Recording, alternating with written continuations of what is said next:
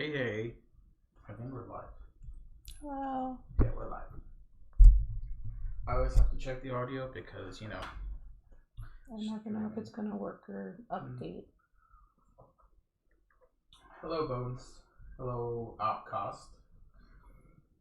Hello, Time Roller. Oh, Time Roller, yes. Earlier. Way early. Audio seems good. Yes, good. So today we're doing some Sherlock files. Our last endeavor into a Sherlock game ended in Us never playing a lot of misery. It sits right there. And it sits up there with the cases unsolved for the most part. But these are a smaller version of those games. And they use cards, so there's no books to flip around, so you can see that here. It's a very small box. No map. There is no giant map of London. But we get some cases here. So this one has 3 cases: Last Call, Tomb of the Idol, and Death on the 4th of July. We are playing currently Tomb of the Idol. Yeah. And there's very little setup. There is very little rules to this. You basically go through the cards and figure stuff out.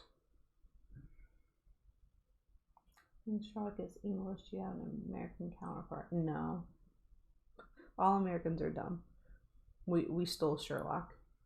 Herblock? Herblock? What's Herblock? Did you mistype something there? Sherlock?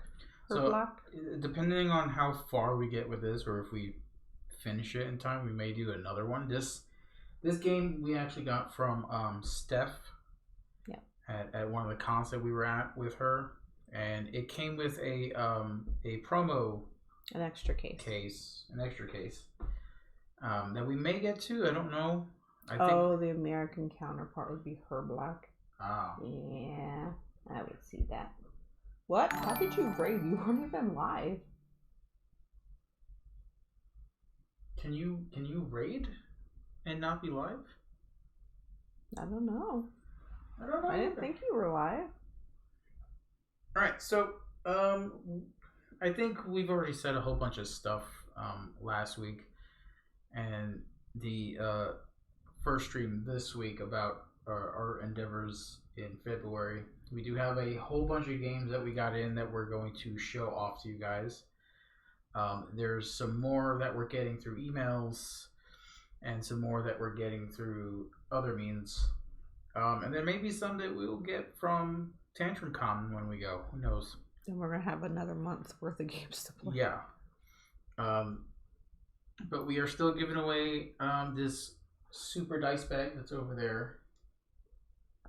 I don't know how far to go when. I zoomed the camera down quite a bit.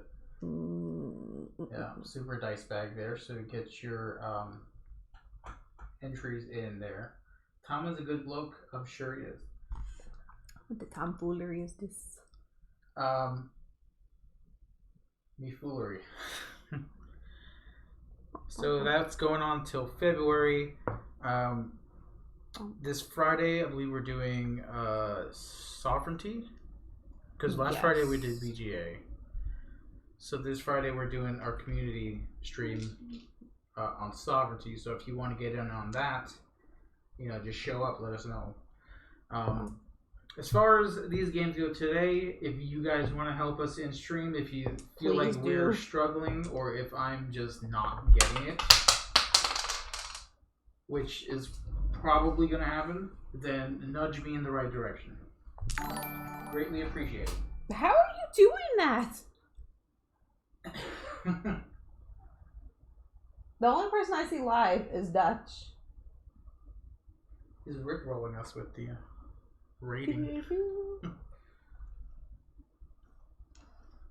No, there were 2 of them. There were 2. It came up twice. It must be. That's been happening lately with when Panda rated. Remember? Yeah. She rated and then she rated again. And that happened twice. So we're gonna get right to the game unless there's anything else that we need to talk about. We did get a new game yesterday that I want to get to the table because I had a lot of fun playing it. Where the heck did it go? Which game? The only game we bought yesterday. Oh, the one we bought yesterday. It's right there. Yeah, Lords of Waterdeep, the base game. You had never played it before. I haven't played it on the table before, but I believe I've played it on BGA. I want to say. No. It's not on BGA. Where have I played it online then? The only place I played it online was Steam. Steam? Yeah. Huh. But I've watched it play before. I finally got to play it yesterday, and it is stupid fun. It's not stupid, but it's fun. I really like it. I like the D&D. And we got it on sale. I like the D&D thing. I like everything D&D. And we did get it for like, what? Was it $30? Yeah, I think so. It was on sale at our local game store. Yep. And we got a cool meeple that has no head. Yeah, Did you see the thing that I posted on Facebook? No, I didn't see it. I posted the little meeple on the board, and I did the "Heads Will Roll" song behind it. And I'm like, if you get it, you you understand it, you get it. So one of the green meeples has its head sliced off. It's nearly headless. Nearly headless. So I don't feel like we are gonna go and send an email saying, "Hey, we have a headless nearly agent headless here." I think we're just gonna roll with it and keep it. I mean, at least it wasn't yellow. It's got battle scars. It's green. I like the green ones. I know, but you normally play I played red yesterday. Yeah. Yeah. But yeah, talk in person humans now. Tell Dan I said hello.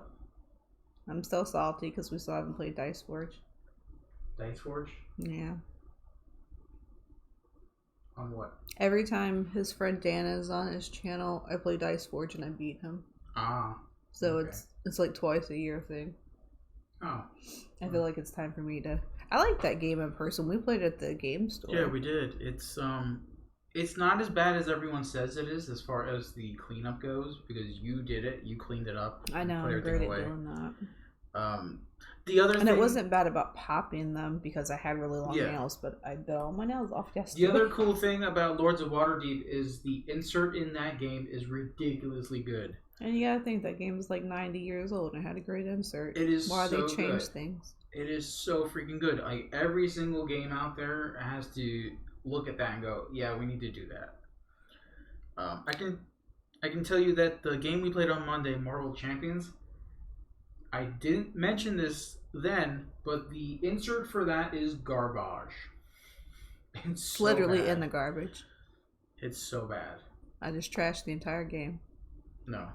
I also want to say that I'm probably going to try and stream it again because that last stream that we did was just horrendous. It was horrible. I sat there for 45 minutes doing nothing. I'm probably going to stream it again, and I can promise that it's going to be 20% better.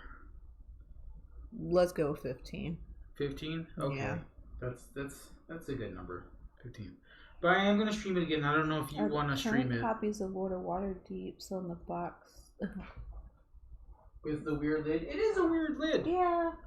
It is. It kind of looks like a chest almost. Like a weird chest. Like a D&D chest. Yeah. Without the teeth and the tongue and the scary like noises. Half height. Yeah. Yeah. It's got like... Yeah, because you see the detail around the box, which I like because it's yellow. It is a very unique box, I can say that. I don't know where I'm going to put it. It's currently there, but it's not going to stay there because I have everything organized. I want to get that on the table. I had a lot of fun playing that, and I'm going to redo the Marvel Champions game eventually. Sometime, maybe on an off day this week. So... I'll figure it out. This week? This week or next week. I don't know. We'll see what happens. So I looked at getting cartographer maps because I want to start playing cartographers again. So most of the packs are $10 a piece. And you get extra sheets and you get new cards. So I did find out that you don't need cartographer heroes to play the new maps. As long as you have base cartographers, you're good to go. Okay, most of the new maps that I've seen are like Norse themed. The first one is, I don't remember what it's called, but there's volcanoes. And the second one is like the super Norse themed one. Super Norse theme, yeah. So I was thinking about getting the first two so we can start doing roll and write things again. Yeah, I wouldn't mind doing roll and writes. I think my favorite roll and write that we have is that dungeon one. The one where you run through the dungeon. I don't. Oh, I looked over here and it's not over here over anymore. There. It's over Paper there. Dungeons. Oh yeah. Paper Dungeons. This is probably my favorite. Out of all the ones we have? Yeah. I like that theme. I'm a adventure theme. Yeah, that's true. Also, oh, speaking of adventure themes, I was gonna say the the coloring book one that we're gonna be showing off. Well, yeah, that too. We've got what you talk about it because you've. I can't remember what the heck it's called right now. Color My Quest, isn't it? Yes, it's called Color My Quest, and it's geared towards little kids that have a big imagination and they can color their characters and they can color their maps and then they like cut them up and make their own little D&D maps. But I'm a big kid, so I want to color on stream. So we're gonna do that the Wednesday before Tantrum Con. Cool. There's also I think it's gonna be on Kickstarter, but oh, why? I'm drawing a blank now. It's my old age. If you didn't tell me, I don't know. It's that game we like to play with the adventurers. Called Adventure? No. Oh, why can't I see it? Everything's changed. Nothing's changed in the last 2 months. Everything has changed. You know what? I'll talk about it later if I can remember. I can't remember. What adventures? You gotta be a little bit more specific. We have 50 games. There's not many games where you play as a hero and we beat each other to death. It's that one right there with the wolf on it. What? The Hero Realms? Hero Realms. There's gonna be a Dungeons? Yeah, as far as I know, it's already kickstarted. Yeah, Hero Realms Dungeons. I thought it was... Why I couldn't remember Hero Realms is beyond me. I don't know. I haven't had enough coffee today. Yeah, I can move on for plugging in the other channel that you're on. I didn't stream today. I wasn't feeling great. But yeah. So that's going to be interesting to see. I kind of want to look into that, even though we don't really do co-op stuff. I don't know if it's co-op. I just know that there's dungeons involved. I haven't really read into it much, but you know that's there. And then I believe they're updating Castles of Burgundy. I do like that game. I could have swore I saw something about Hero Realms today, and I thought it was already on Kickstarter. Maybe it was just a thing. Hero Realms sounds like someone used a word from column A. There you go. Yeah, it worked that way. It worked out. Yeah. There's so many people walking down the street. It's rainy. All right, so let's get to playing the game now. Okay.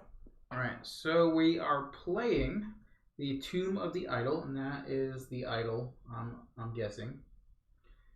Same with Space Explorers. Oh yeah. Now the instructions and setup are on the very first card of each case, so there's not much in the rulebook. No, there is no rulebook. This inside is the answers. There's no rulebook. The rulebook is literally one page in this box right here. It's one page. But hey, don't go looking in the book. I just know that the inside is the answers. Yeah, it's all the answers. And then this is the questions. Don't cheat it. I'm not. So are you playing a solo game? No. All right, so do you want to read the intro to Let me make sure there's no words I can't pronounce. There is a QR code in case you have a scanner on your phone. Where you can download the app to read the intro, but you might as well just read it yourself, I guess. No, I can't read. All right, let's do it. Tomb of the Idol. We start this newscast on the 25th of August, 1923, with sad news. The death of the famous archaeologist and explorer Charles Carter. According to sources close to the family, the admired professor was found in his study by his wife, with a letter opener stabbed in his back. The hard way to go. Due to the violent nature of the incident, Scotland Yard has begun a formal investigation, and his closest friends and colleagues are being questioned. Classes at Oxford University will be interrupted for a few minutes this afternoon to pay tribute to one of the finest members of its community. That's it. That is the intro to this. So this is going to go off screen for a little bit. Go right here. And we're going to play the game. So what is the instructions? Take the first card, numbered 1, put it on the table, and shuffle the rest of the cards without looking at them. Oh.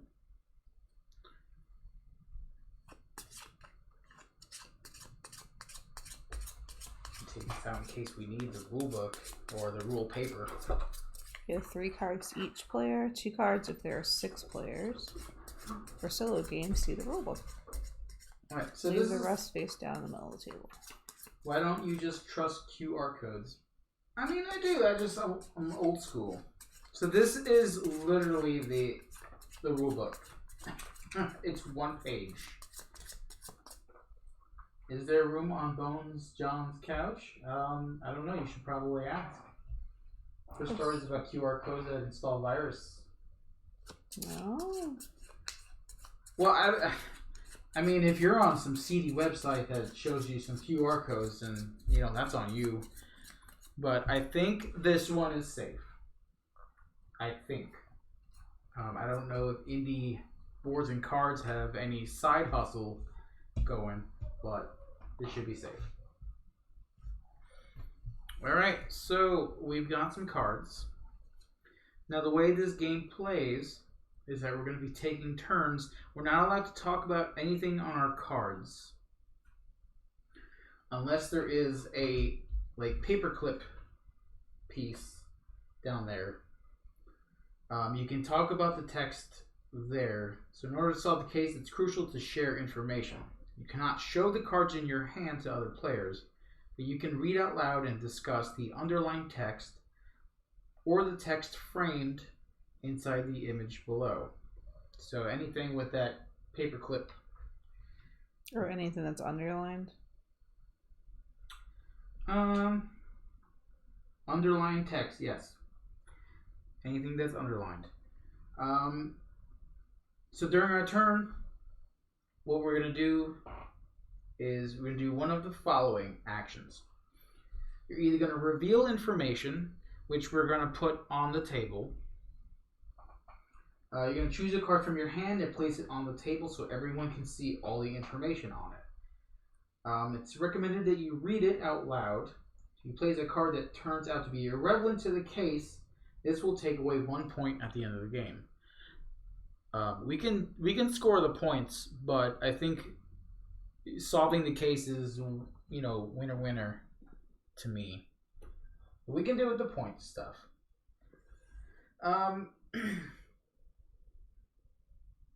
And hello, Phantom. Hey, Phantom. The other thing you can do on your turn is discard information. So these are going to go into a face-down discard pile. And you cannot talk about that clue anymore until all cards have been played. At the end of your turn, you draw 1 card from the deck until it runs out of cards. So I have a stupid question. Yes. How do you know if it doesn't pertain to the case? Don't know yet. Okay. We don't know yet. Finally,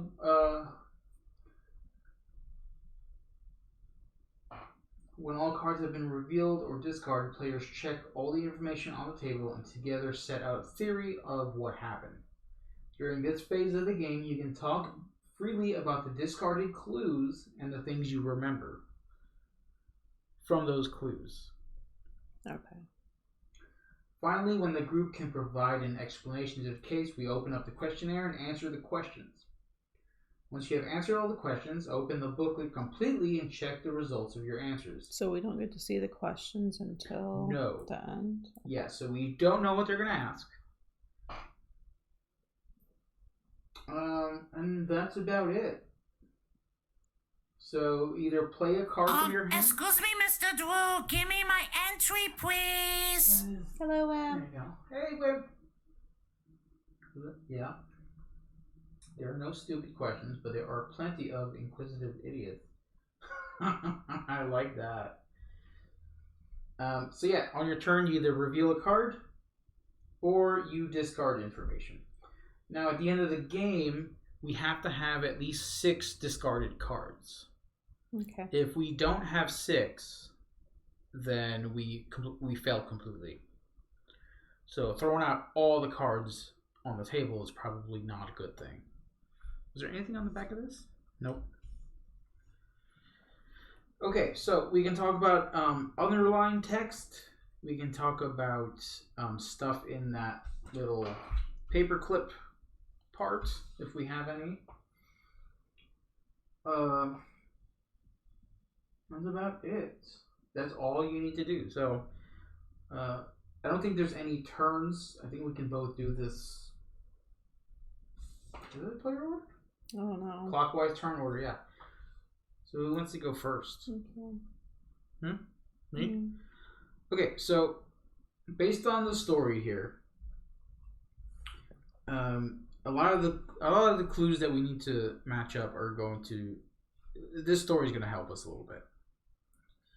Okay, so we've got Charles Carter, who is the dead person. We've got a letter opener stabbed in his back. He was found by his wife in the study. Okay, it was a violent act. Let's see, what else? Oxford University is where he worked. I'm sure he's got some colleagues there that we probably should talk to. And I think that's about it. So, I feel like there's some cards here that I probably don't need. I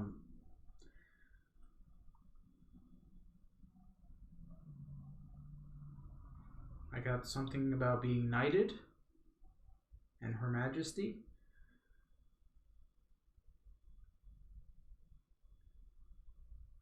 What did he do? He found the idol? Is that what he did?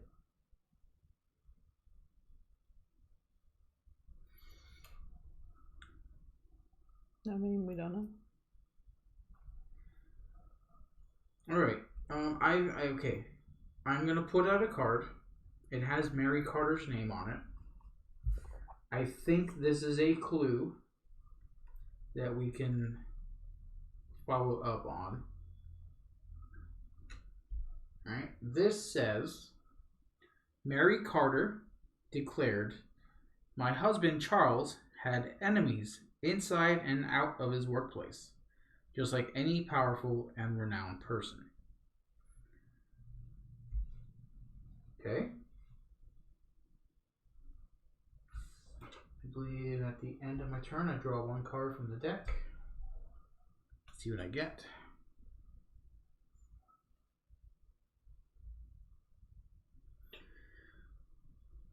I also have a name, Stevens, that keeps coming up.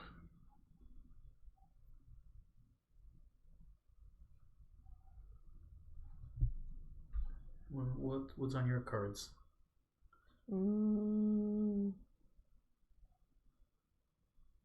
Talking about a hospital in Lima.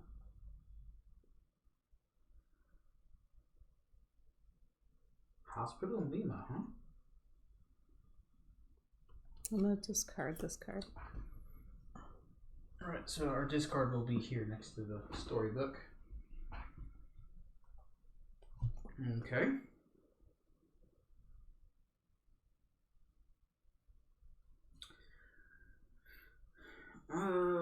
Man, I don't know.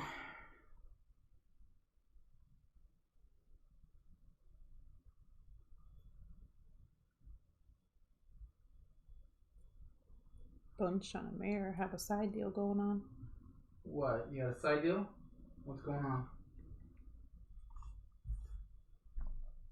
I'm going to discard this because I feel like it has no relevance to anything, and I can remember this easily.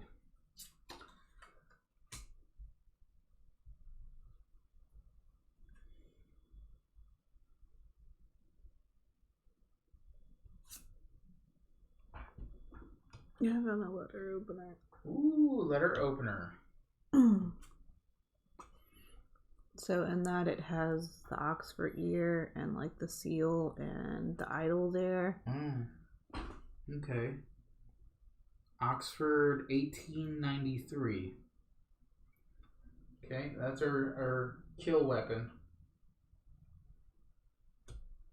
Alright, so we know Mary Carter. I almost tossed that one because we already knew what the kill weapon was. But that date on there might come in handy. Yeah, that's why I didn't.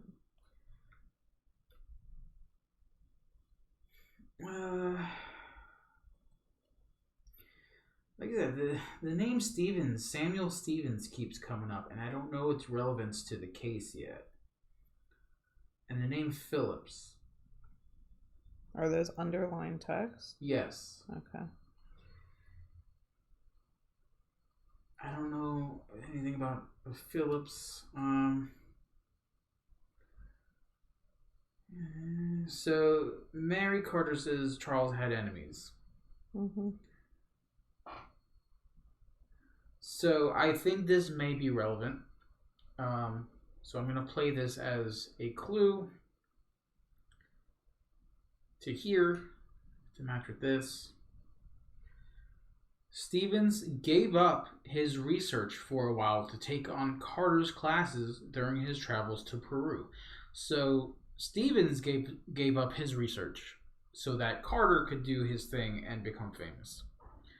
That could make someone an enemy for sure. That's how I feel. I don't know. He might. He does. He totally does. Well, with that, I'm going to put down this. It says Stephen published an article that he was close to discovering the location of the mythical El Dorado. Oh, that's another thing that could be.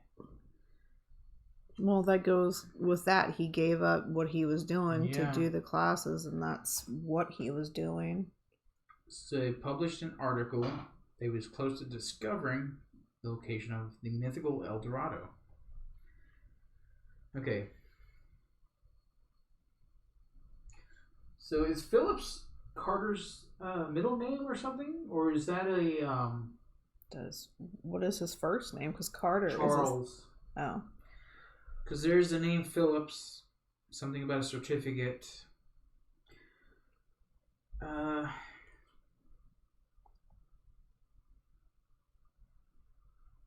So, man. Oh, that sucks.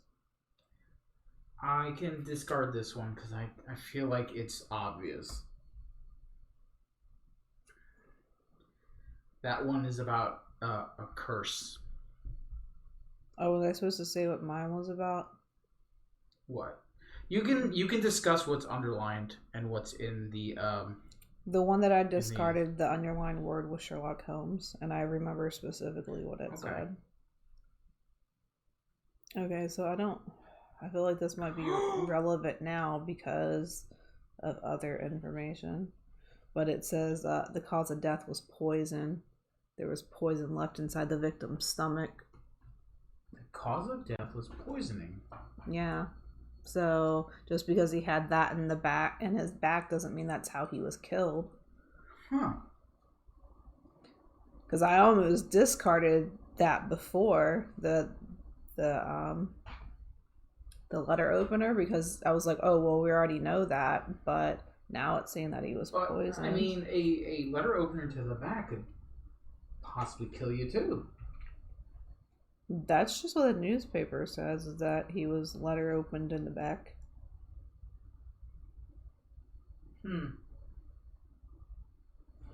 Okay. I've got something here about Steven's girlfriend. Mm. This is this is this is getting deep here. All right, I think this is something. I don't know if it's relevant to the case or anything, but it could be like something that just compounds to the Mr. Stevens being pissed off and angry. I hope this is relevant in some way because I don't want to screw up our score. Mr. Carter's wife, Mary, was Stephen's girlfriend during their first years at university. Oh. So not only did Carter steal the fame and glory, but apparently he also stole Mary. So this guy has a lot of hate. Possibly. So it's a lot of crap going on here. Alright, so I'm going to play this then.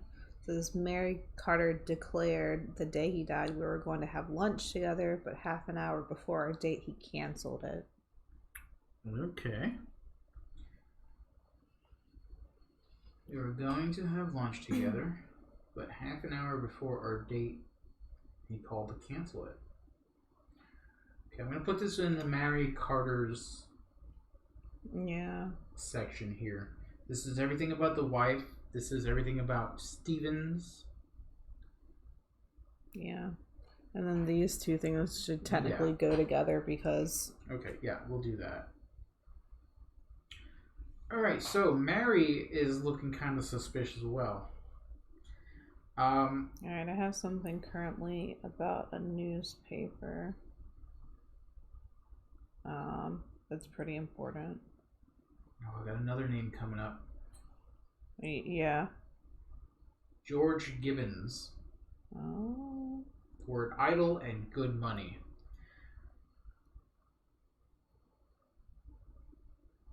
Oh boy. I don't think this is anything. I think this is a red herring here. Oh man. Can I write down notes? I mean, everything's on the cards. But not the ones I'm discarding. No, you have to remember those. I have to specifically remember it. Yeah. Okay. That's why I'm discarding the easy ones to remember. Well, I have one I want to discard because I don't think it has anything to do with it. But if it does, then I need to remember the number. Okay. Well, you can temporarily discard if you want. So to say, maybe you want to pick it up later. Because the ones down here, we know for sure we can probably remember. We don't need these cards. The longer the string goes, it might be different. I know it said something about a temporary discard. Okay.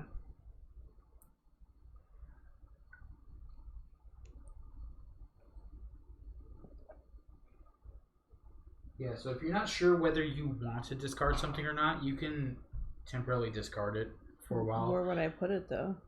Just on the side. Okay. And then when this runs out, we will pick up those temporary discards and do what we want to do with those. Okay. It's your turn though, right? Yeah. So Samuel Stevens is coming up on two of my cards here. The name George Gibbons.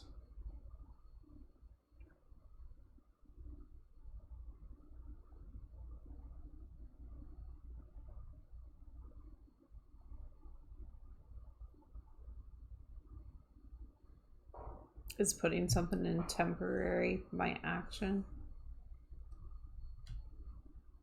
I believe so. Okay.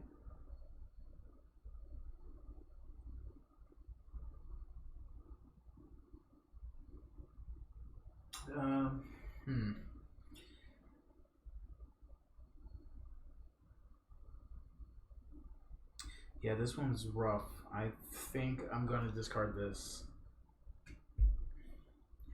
Unless something else comes up.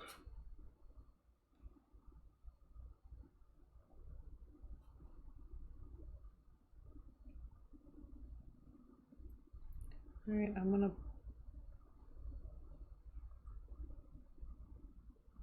What's the date on that thing? 1893.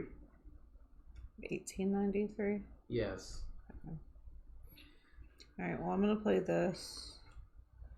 It's a newspaper article. It says Jules Whitty has been expelled from Oxford University for assaulting another professor. Ooh, who is it? Jules Whitty. Jules Whitty.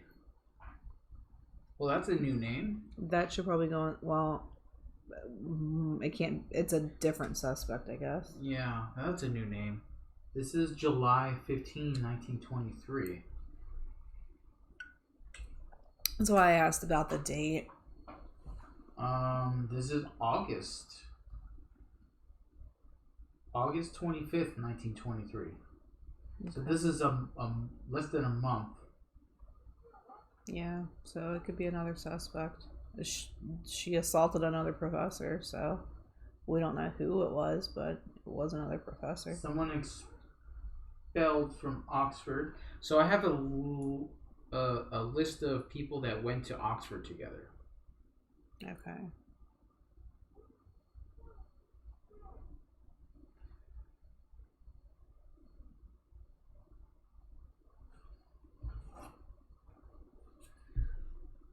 It's a little interesting though, because it doesn't mention someone that's on here.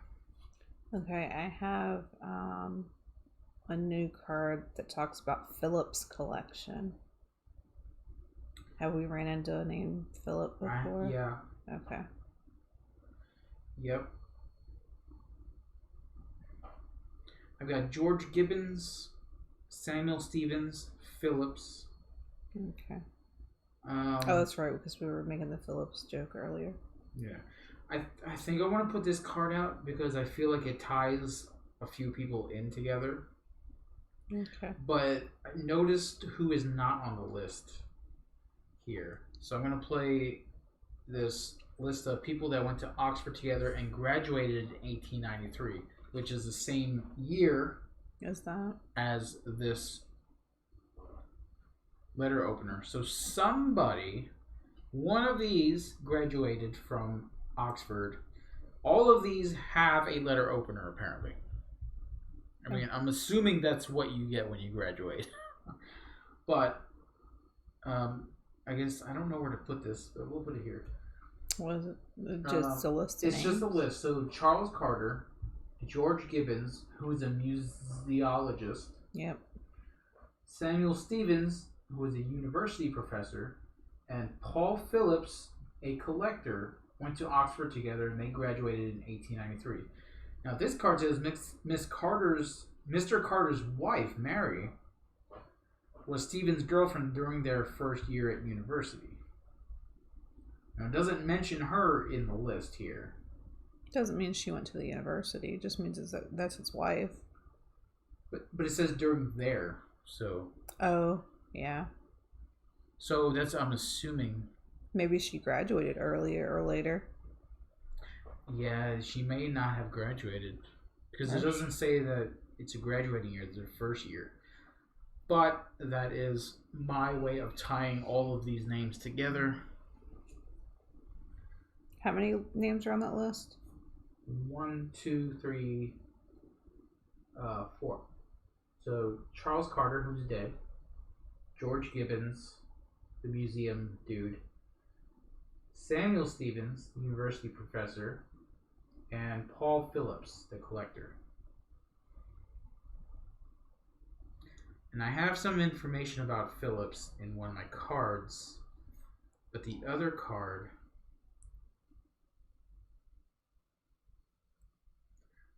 Alright, I'm gonna discard this one completely. Okay.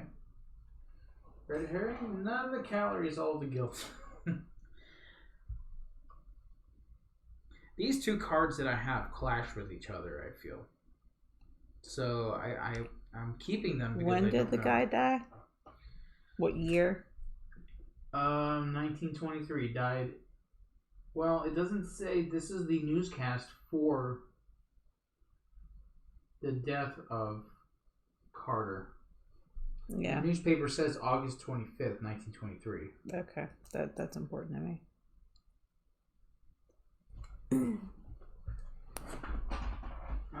I do have a newspaper from August 23rd, 1923, which is 2 days before the newspaper article where Charles was found dead.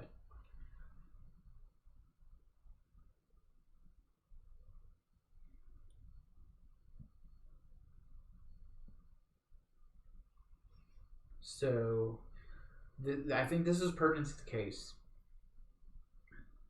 Wait, is it my turn or your turn? It's yours. Okay. I think this is important, especially for the date. So, August 23rd, 1923, 2 days before the paper where Mr. Carter died, the idol has been found. So apparently the idol was taken. It says the stolen idol has been found. Okay, a priest found the idol inside a basket by the front door of St. Clement Church last night.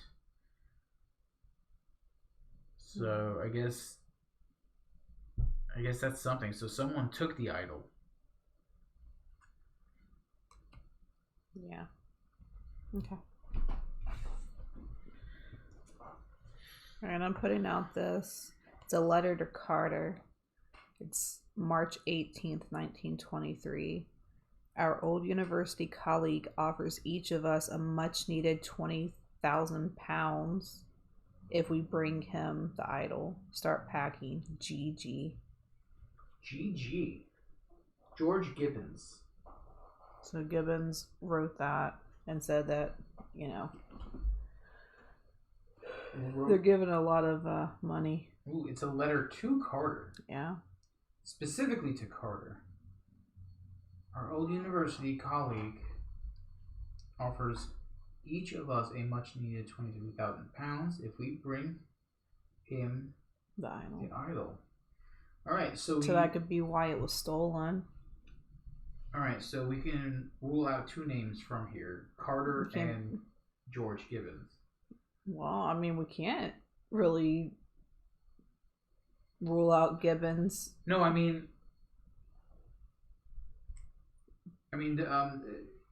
it's not telling us who is offering.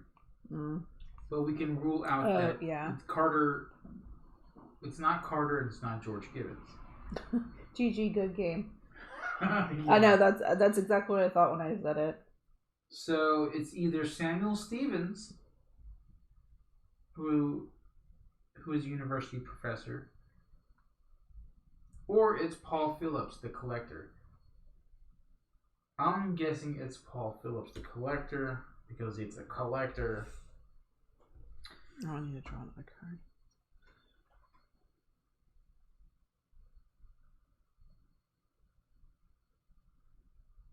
I don't think it's Phillips either, based on the cards that I have. I also do not think it's Phillips because of the card I just drew. But see, these 2 cards that I have here clash with each other. Because one says one thing and the other says the exact opposite. So I have one that's about Phillips' collection. And then I have one from Paul Phillips. So I can only say what's underlined before I lay it down? Yes. Okay, so I have one from Paul Phillips. And the other underlying text is stole the idol. Oh, Phillips. That may... Remember, that's all I can say, though. Yeah. Because I can't do the rest. Because it's not underlined. Okay, well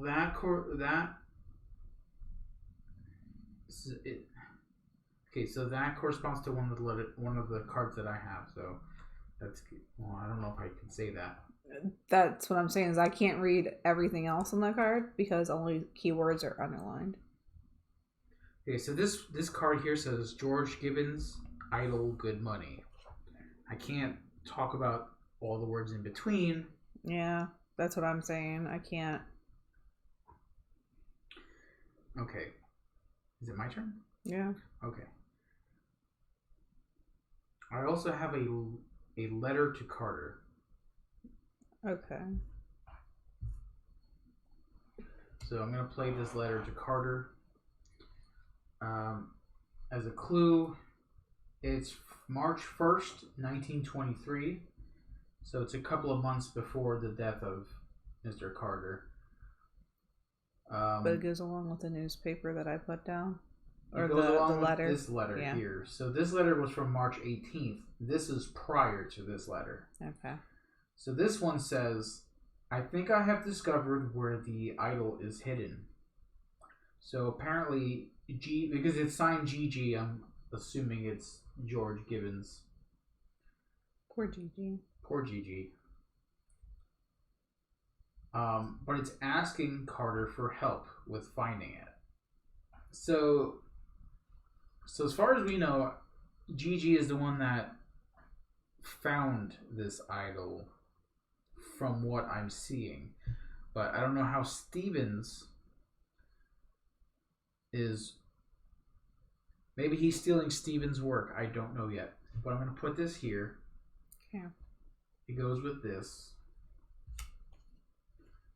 Carter's getting all these letters.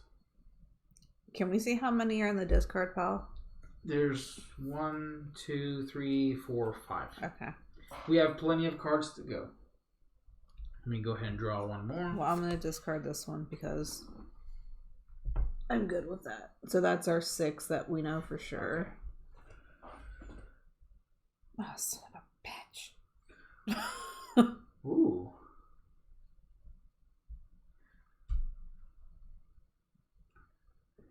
Oh, this one's so good. I gotta get coffee. I got a something about Carter and Gibbons here. There's a date on here that I need to check out really quick.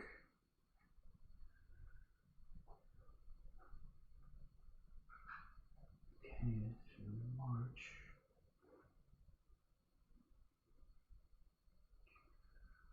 Well, where are all the dates at?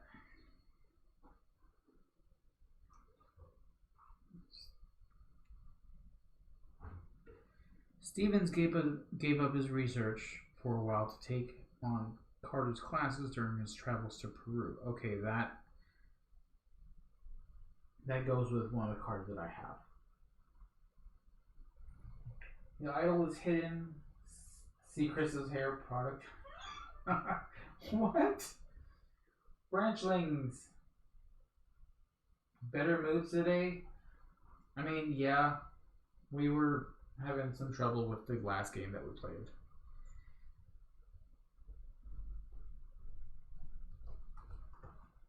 Oh man, there's so many things. What did you put down? I haven't put down anything yet. Hello, Branchlings. How are you doing, Branchlings? What's going on? We're playing the Sherlock Files. Major spoilers. If you want to play this game, then you might have to. How old is this game? Do we know? It's. I don't know if there's a year on this. Probably not. It's been out a while. 2019, maybe. Oh yeah. Okay. So it's been out quite a while. I mean, yeah, there's spoilers, but if it's something that old, then I think it's okay. Okay, I want to play this card, but I know exactly what I'm gonna play.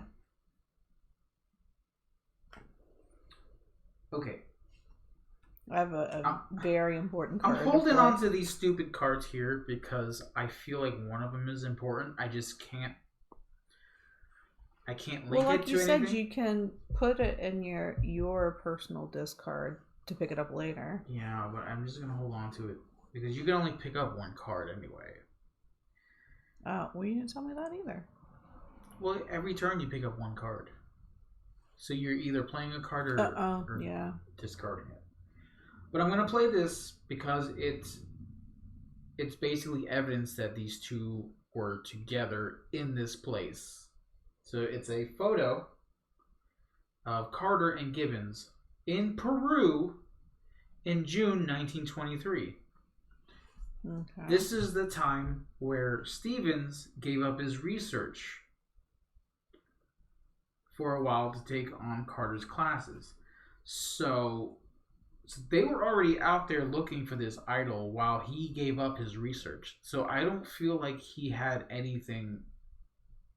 What's the death date again? Or, the newspaper. The paper said on the 25th of August 1923 with 7 news. All right. So I'm trying to link these dates together, but here's a photo of these two. Let's put it in this one. They look stupid. They look. I don't know what they look like. They went to those places where you take the pictures where you dress up in oldie clothes. Yeah, that's exactly. They look like they're going to the beach together. Just went to the old timey photo shop. Oh. All right, I'll let you draw your card, then I'm gonna play this one. We're running out of cards, by the way. Well, I wasn't playing another card, but because of what you placed down, I'm gonna place this down. It says Gibbons spent 3 weeks in a hospital in Lima, Peru, due to an infection. He was discharged on July 22nd and arrived in London 3 weeks later. Ooh. So that kind of clears Gibbons because it's 3 weeks later he shows up from that date. So Gibbons, spent 3 weeks in a hospital in Lima, Peru, due to an infection. So he was in Peru in June 1923. He was discharged on July 22nd and arrived in London 3 weeks later. Right? 3 weeks later. Yeah, so that clears him. Well, 3 weeks from July 22nd. July? It would be the end of August almost. Yeah, which is when Carter was killed. Oh, do you think Carter went back with the idol and was like, "See ya, you sick in the hospital"? I think Carter took the idol and ran with it. Well, that one letter said, you get 23,000 pounds if you get the idol. Yeah. So he might have gone and tried to sell it.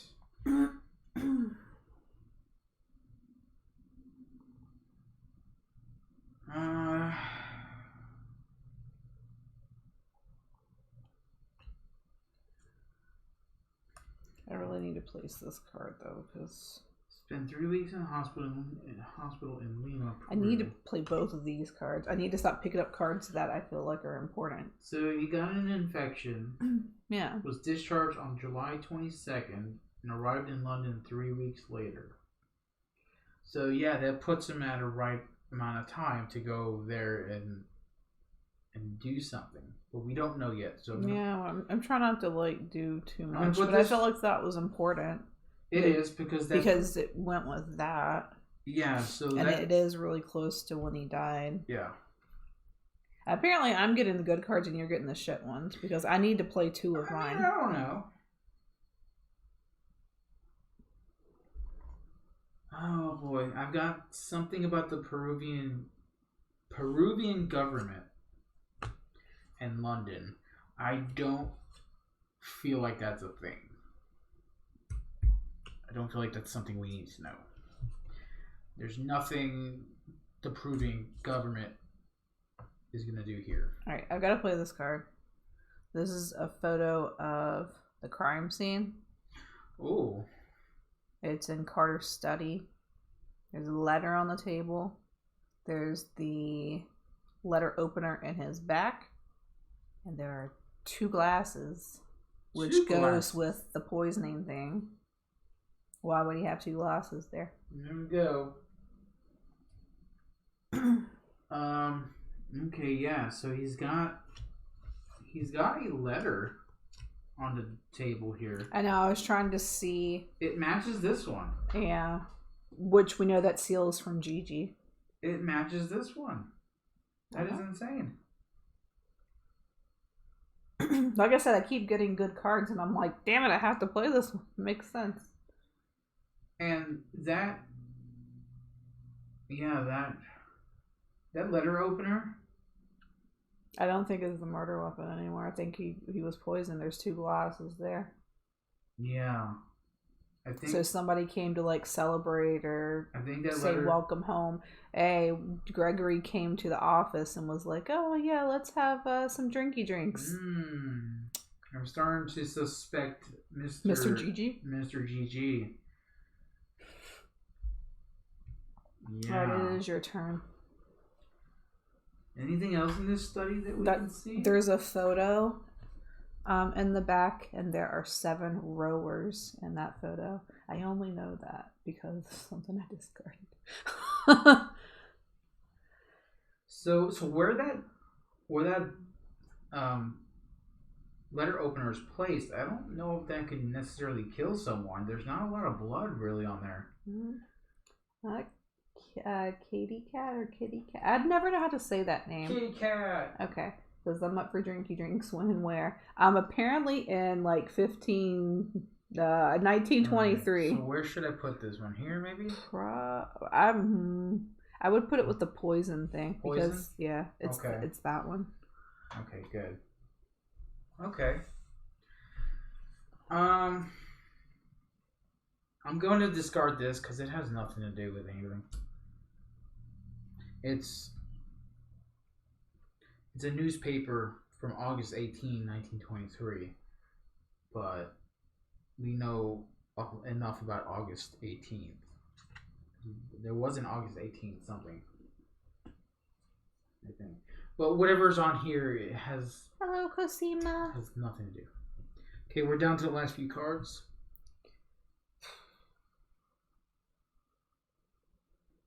I don't know which one of these to play.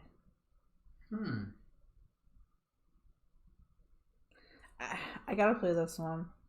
So this one says, Paul Phillips declared, "I know who stole the idol, but since it's been returned, I will not reveal the identity of the thief."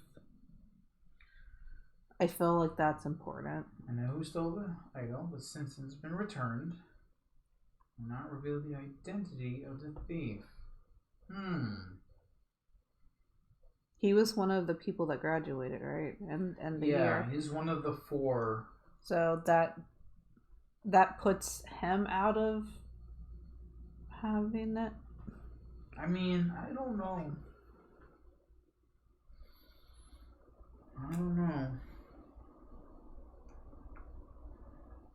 Oh crap! We got one more card. Yeah. So do we play through all of our cards until we decide what to do with them? Yeah. Okay. Yeah, we do. Or it says when all cards have been revealed or discarded. Yeah. Okay. Because I was worried, like, if I didn't play my cards, that something bad was going to happen. No. Alright, so apparently the idol was exhibited. I didn't know that it was exhibited. So... I don't know when. One of the cards I have handed over British Museum. Handed over British Museum. George Gibbons is the museologist. Who is? George Gibbons, Gigi. No, not Gigi. I don't want Gigi to be the bad guy. Is it my turn? Yes. Okay, I'm going to... I like Gigi. Wait, you said what was about the museum? Handed over British Museum. That's all I can say. Handed over British Museum. And then I have another one that says idols auctioned. But I don't feel like that one is important. I'm going to discard that one. Yeah, I mean, I don't know. Discard this. Okay, last card.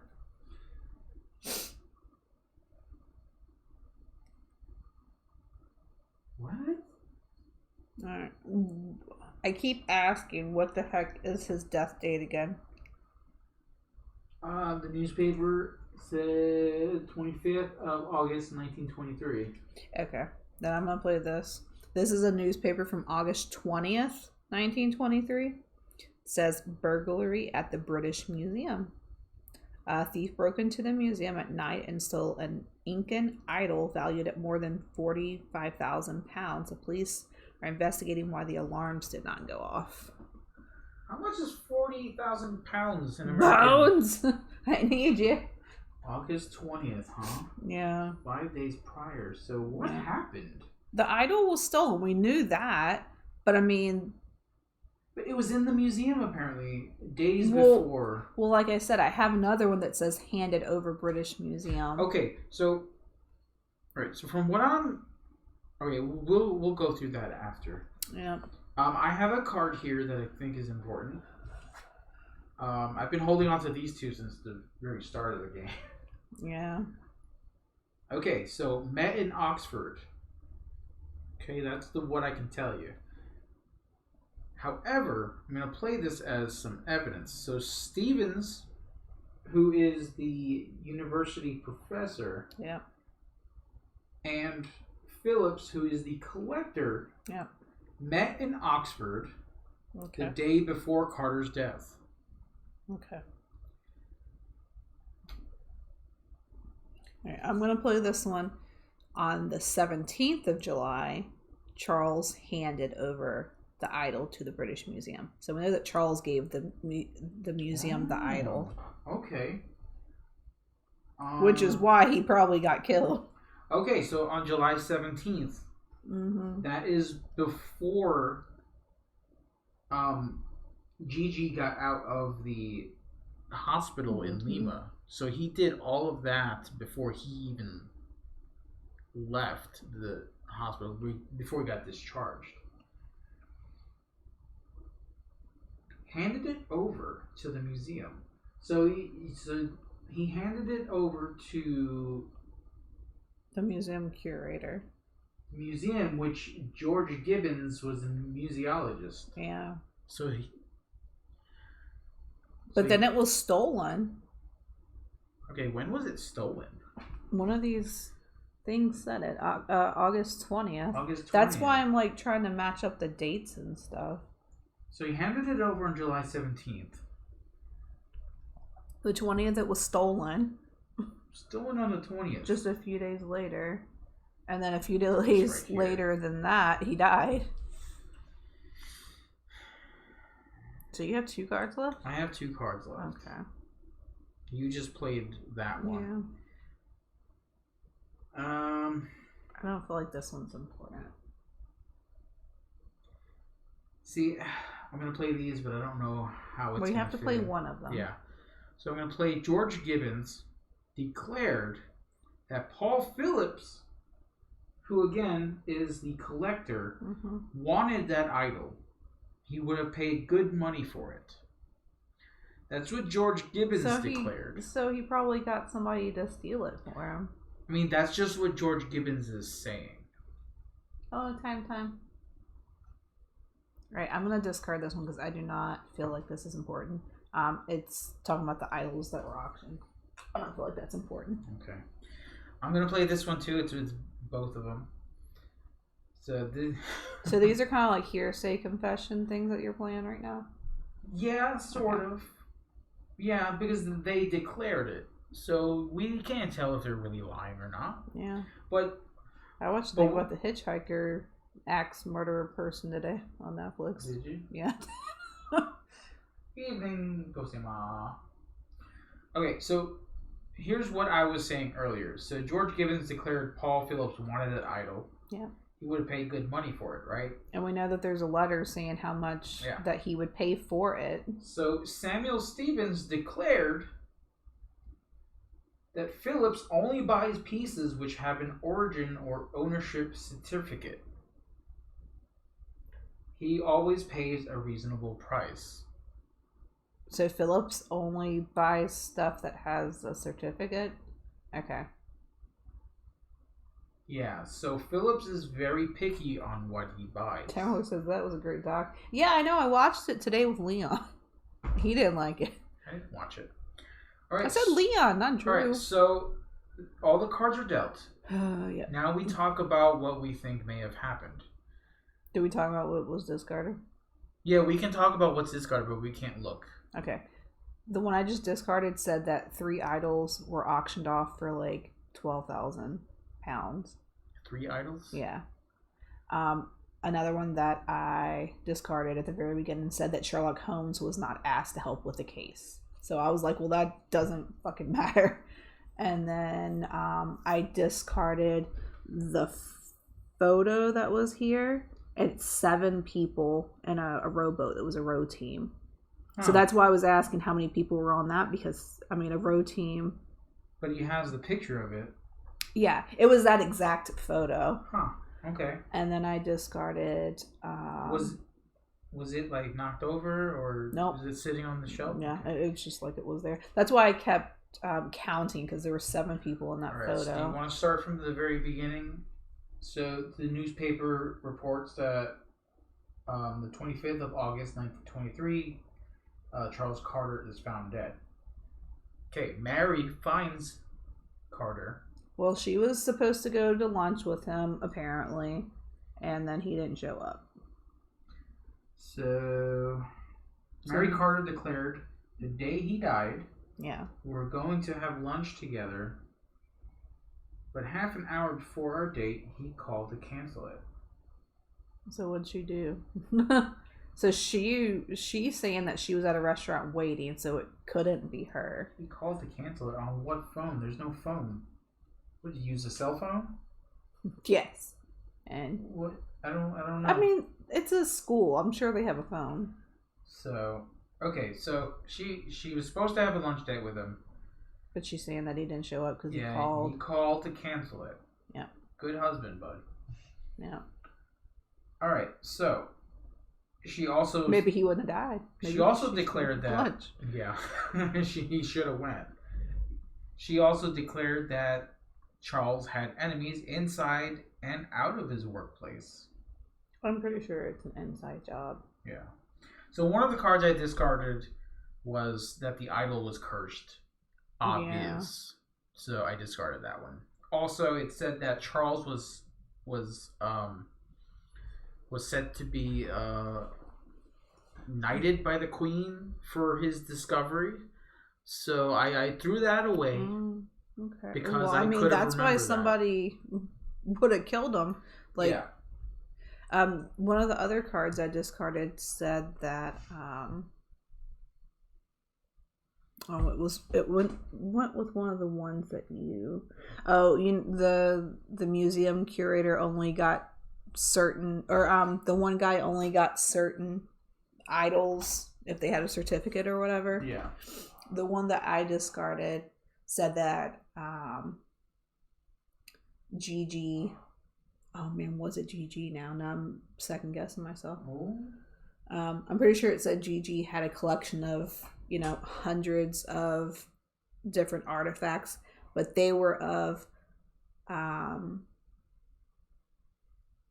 American Indian descent. American Indian descent. Okay. Well, that's not those were not the exact words, but it was something like that. Okay, so cause of death was poisoning, right? There was poison left inside the victim's stomach. Yeah, there's 2 glasses on that table, so he drank something that was poisoned. But liquid doesn't go into your stomach, though. If the poison was in his stomach, then what if he did go out to eat with his wife, got poisoned, and then come back? Where does it go? Liquid doesn't go in your stomach. Everything goes in your stomach. Does liquid go in your stomach? I'm second guessing myself. I'm pretty sure everything goes in your stomach and then goes where it needs to go. I need someone who understands biology. Because I don't know now. I always thought it went into your filtration system in your body and then into your bladder. I think everything goes through your stomach first. It does go into your stomach? Oh, okay. Okay, I was wrong. But I don't think that he went out to eat, and I don't think that the letter opener had poison in it. I don't know. I'm starting to think that Mary Carter... I don't know. There's no reason for Mary Carter to really hurt him. Except maybe she wanted to be with Gigi again. I think you mean Stevens. Wrong person. Stevens. Samuel Stevens. I don't know. There's nothing really pointing to Mary at this point. I think Mary. So we don't know proud. what the questions are at all. Did you just make a Proud Mary reference? Yes. Can I see that real quick? This? Yeah. So we can't know the questions at all until we decide to open it? No, it says when the group can provide an explanation to the case, open the questionnaire and answer the questions. So first we kind of need to know what the murder weapon is and why and who did it. Yes. So I'm basics. saying poison, and because of the idol, obviously. And then what was the one guy?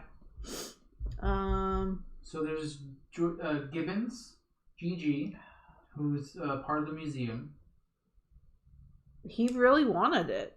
And he was the one that was sick, and like Carter left him and then went and gave it to the damn museum. Yeah, he's kind of putting the blame on Paul. Paul Phillips wanted that idol. He would have paid good money for it, but that's only hearsay. Well, no, I mean, that goes against this card here that says Phillips only buys pieces which have an origin or ownership certificate. I don't think that idol doesn't have an ownership certificate. No. I didn't see any. No. And there's no origin certificate either. That I saw. No. I think the letter opener was there to guide us to think that that's how he died. That's how he died. Well, I mean, it even said it in this. But he had the letter open on his desk from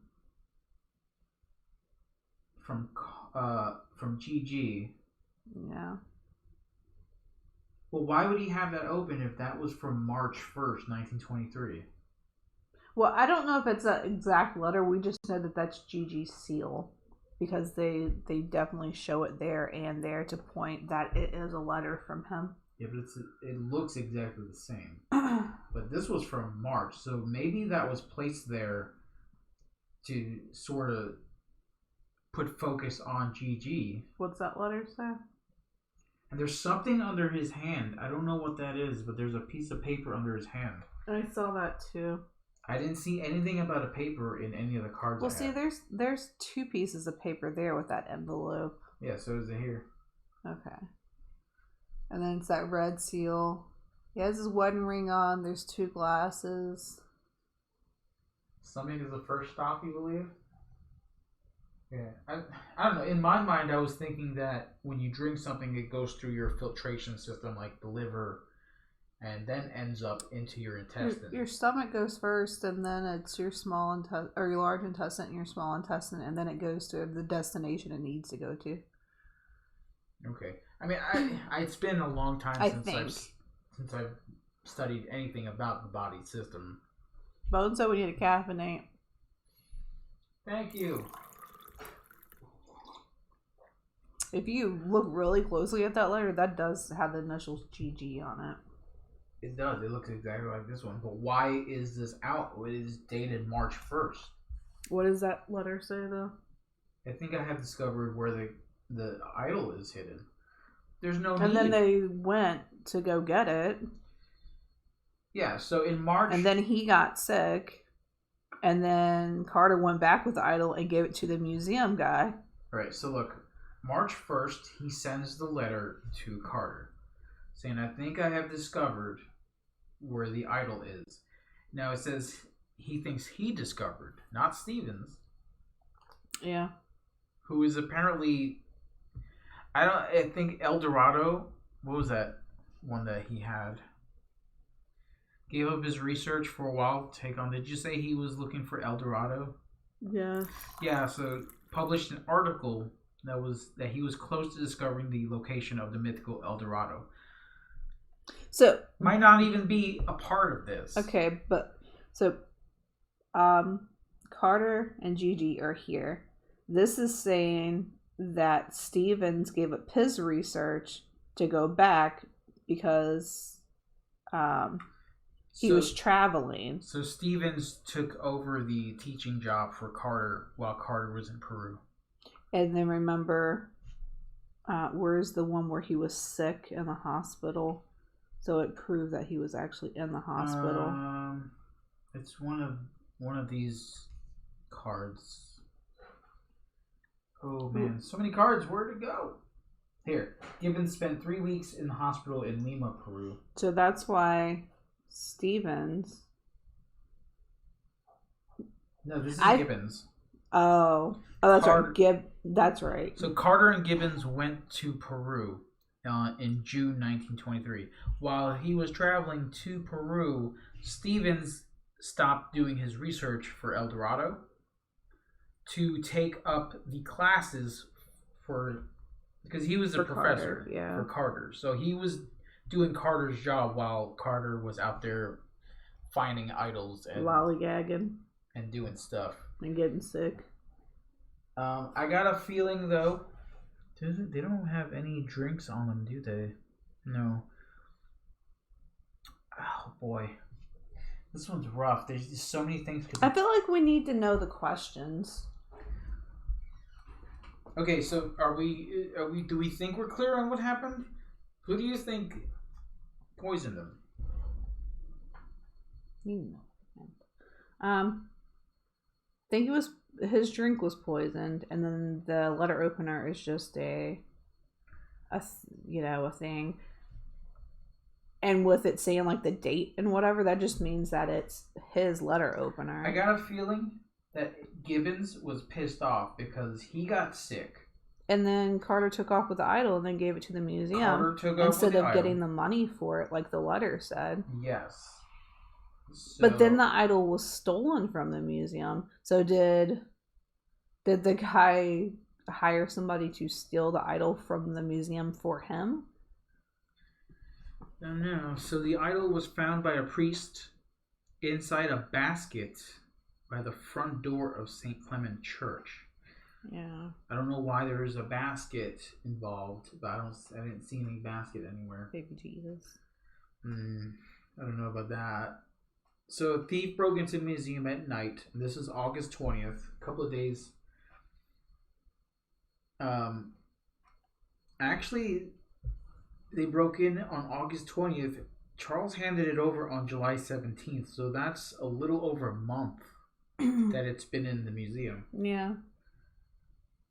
Half here. Hello, black sheep. So, are you just a sheep, or are you just black?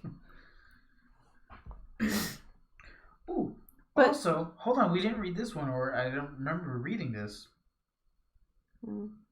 Stolen Incan idol. That's not Incan, that's Peruvian. This may be a totally different idol. Oh, it's trying to throw us off? Yeah, it says an Incan idol. Incan is North American. Not North American. What the hell am I talking about? Incan idol valued at more than 45,000 pounds. The police are investigating why the alarms didn't go off. Yeah. Well, I mean, because the museum curator was like, let's steal stuff. And that was August 20th. That's about the same time that Gibbons got back into London. But you're saying it's not the same idol. I don't know now. It says Incan idol. And then the one I discarded said that he only collected American Indian artifacts. I don't think Incans are American, and so that's good. I'm kind of leaning towards Gibbons. The time frame seems right. Yeah. Gibbons wanted that idol. So Carter and Gibbons went to Peru. I honestly think it's Stevens. They found the idol. Gibbons gets sick. Carter takes the idol back to London, gives it to the museum, okay, on July 17th.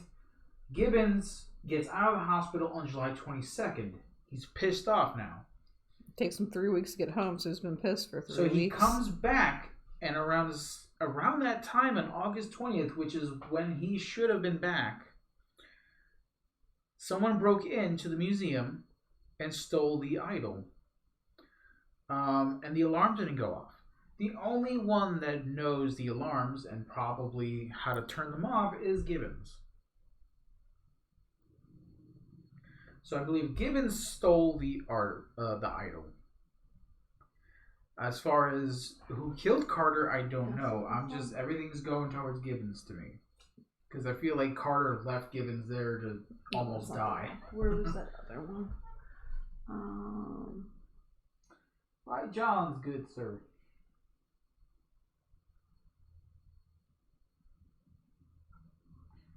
Where was that other? What did it have to do with?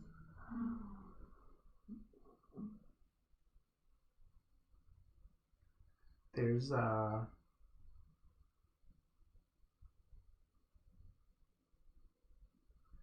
says Paul Phillips wanted that idol. George Gibbons said that, so I think Gibbons. Where was the one about how much somebody wanted the idol and how much they were going to pay? Our old university colleague.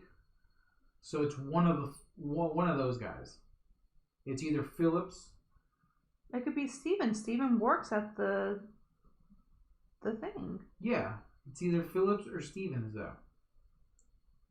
Our old university colleague offers each of us a much-needed $23,000 if we bring him the idol. I don't know. I feel like it's Stevens. I really don't know what the motive would be besides, he didn't get to go on the expedition, and then John was like, "Oh, I'm just gonna put it in a freaking museum." Well, and Stevens was like, "I need that money." Yeah, and you donated the damn thing. Yeah, but George Gibbons also said that Paul Phillips wanted that idol. He would have paid good money for it. So I think he was the one that was going to pay the $23,000. Mm-hmm. But Mr. Carter came back. I think Steven's pissed because he had to stay back and not go on this expedition after he's been doing all the research. The one guy got sick. The other guy came back and just donated it to a museum. The letter came out before that said, "Hey, I'll give you a lot of money if you give me this idol." And I don't know who Jules Whitty is, but I don't think that has relevant because it didn't come out anymore. That was it's probably one of those poop cards. But I mean, you couldn't have known. Well, now when it said after we play all the cards or whatever, I think that one was to chase us in a direction we didn't want to go. Yeah. So what do you think? Should we open up the thing and answer questions? From that moment until the end of the game, you can only discard card in the file. Oh, that's a solo thing. Yeah. All right, let's do it. Let's open questions. All right, who is the murderer? Is it Gigi? Is it Samuel Stevens? Is it Paul Phillips? Or is it Mary Carter? I'm gonna say George. I'm gonna say Gigi, but if it's right. Mary, because they went out to lunch. Gigi. I'm gonna be pissed. Wow. I ate one of those. What are those cookies that you guys eat? Those really good scones. Right. A poison scone. So I'm gonna type our guesses in here, like we did with the other game. Got it. What was the murder weapon? The idol, the opener, the whiskey, or a curse? The idol, the opener. So the murder weapon? Yep.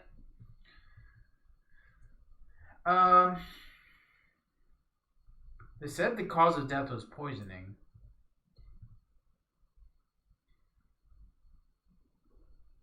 It did.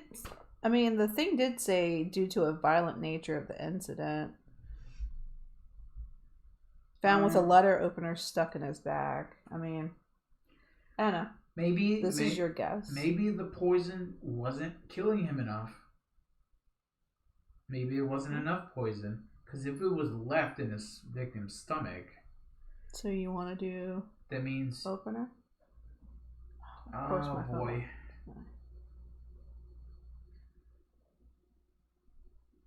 To idle, curse, whiskey, letter opener.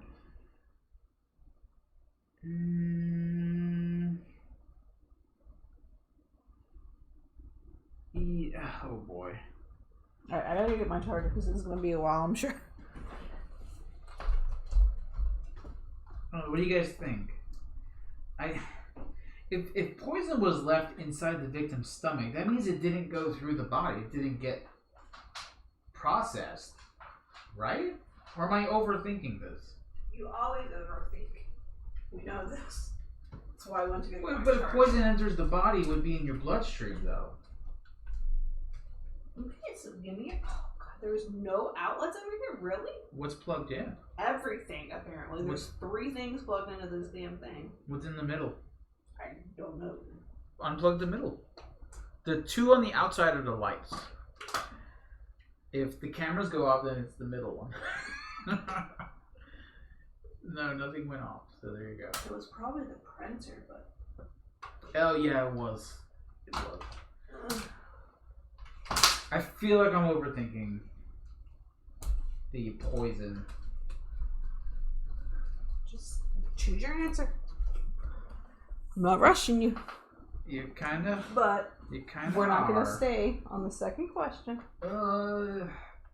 Let's do letter opener because, like, I got this feeling if it was still poison left inside the victim's stomach, then it didn't get processed in the body. All right, next question. Who stole the artifact, or whatever we want to call it, because I can't pronounce this word? Is it George Gibbons? Is it Samuel Stevens? Is it Paul Phillips? Or is it Charles Carter? I believe it was Gibbons. Because initially, he was the one that got contacted by the colleague who was wanting to give the money for it. Who did I say that I thought stole it? Jules Whitty. No, that's not who I said. I didn't say it was Gigi. I don't think it's Samuel. Okay, there's Paul Phillips, the collector. Samuel Stevens, I think you said that the university professor. I honestly think it's Phillips that stole it. Okay. The collector? Mm-hmm. He's the guy that owns the museum, right? And then the alarms didn't... No, George Gibbons is the museologist. Who was Phillips then? Phillips is the collector. Yeah, okay. I'm still going with that. Okay. Alright. Why was it stolen? To keep it, to sell it, to return it to the original owner, to give it back to the museum. This is sell it. This is all money. It's all about the money. Oh man, maybe I want to change my answer. Am I influencing you? No, I mean, I put that Stevens killed him. I'm gonna change my answer there. I'm gonna do. Who did I say killed? Gigi. Gigi? Yeah. Okay, I'm gonna change that.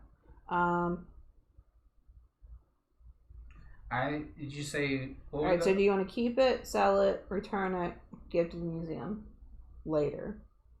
Sell it. True sell. Wow.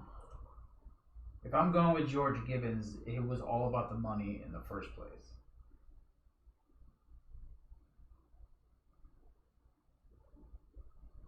Who was the one that didn't keep things unless it had a certificate?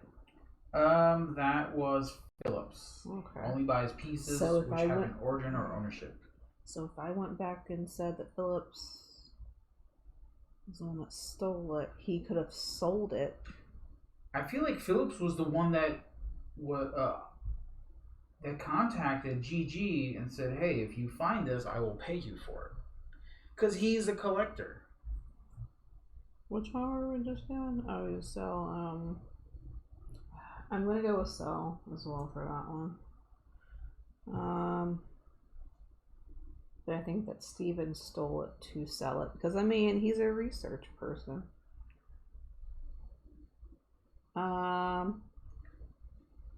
Stevens was like, I was teaching peoples about stuff. Who gave the idol back? Gibbons, Stevens, Phillips, or Carter? Okay. Where did the idol end up? Back in the museum? We don't know. Stolen idol found. It was found in front of the church. Yeah. I mean, we don't know who gave it back. Where was that card? But I'm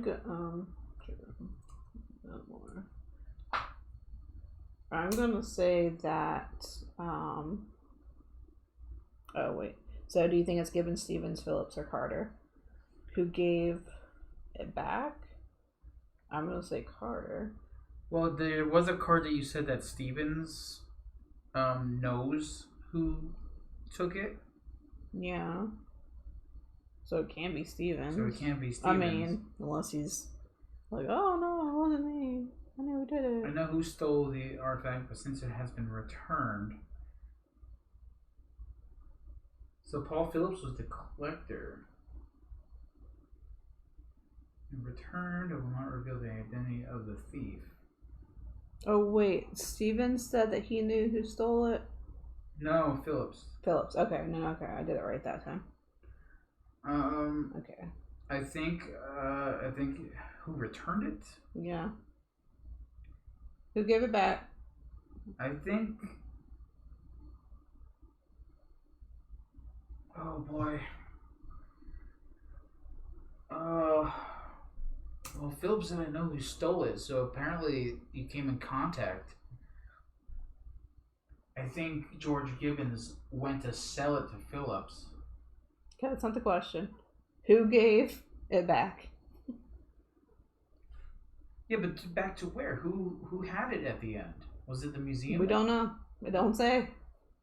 It doesn't say? It don't say.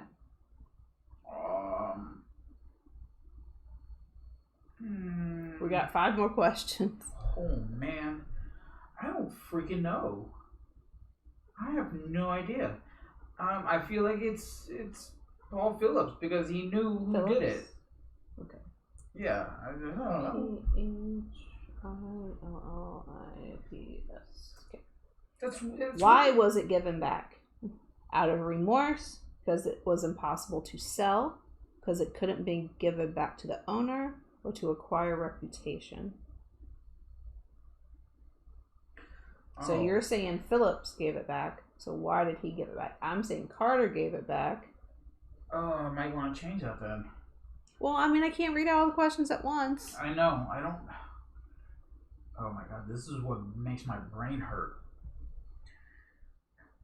I don't understand. So these are not like the questions that you can possibly think that would come up. So you're not really looking for that kind of stuff when you're looking through these cards.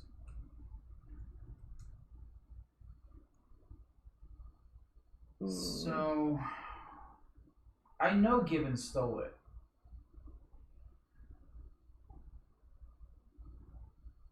I don't know who gave it back, though. That was a wild guess that Paul Phillips gave it back. But now that you're saying, why did they give it back? So I'm going to change my answer to Gibbons gave it back.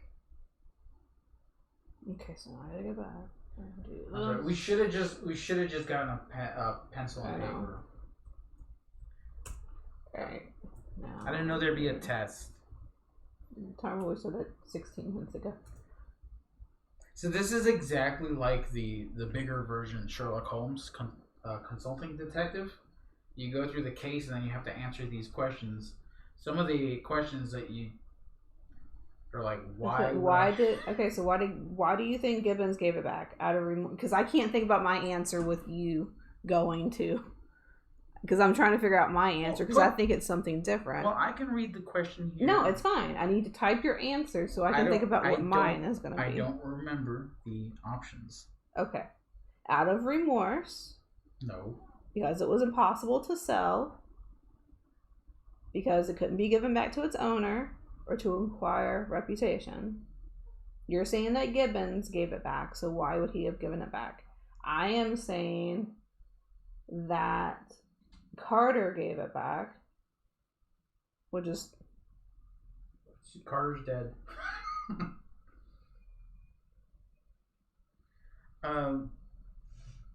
August 20th, a thief broke in. And Carter could have still given it back. Possibly. Yeah, maybe. I think for the reputation. Okay, you're saying D. I'm saying... I'm just pulling stuff out of my ass now. I could not foresee these questions come out. That happens. How's the stream going? It's going well. It's going.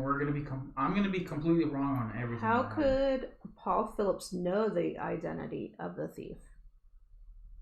Was it because the thief tried to sell the item to Paul? Because Paul was the thief? Because Paul saw the thief? Or the thief bragged about stealing the item to Paul? Because he tried to sell it to Paul. Okay, so you're saying Drew. That helps. Because he's a mind reader. See? One. Game Jedi knows.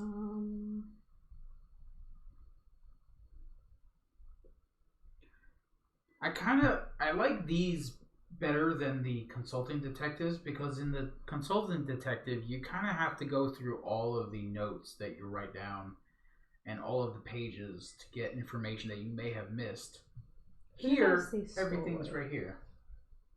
You missed everything, but that's my final answer. Who did I say stole it? Because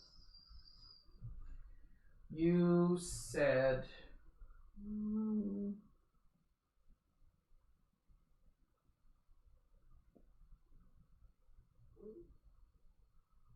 said Phillips. I said Phillips stole it. Yeah, and then the next one was why did they steal it? To sell. And we both said then I said Stevens. Oh yeah, you did Stevens. So how did Paul know? Stevens. Okay. Probably tried to sell it to Phillips because everyone knows. Everyone knows Mr. Collector got the cash. I'm gonna say that. All right. Why was Carter stabbed? So, to kill him, to make him confess, to send a message, or it was an accident? To kill him. True.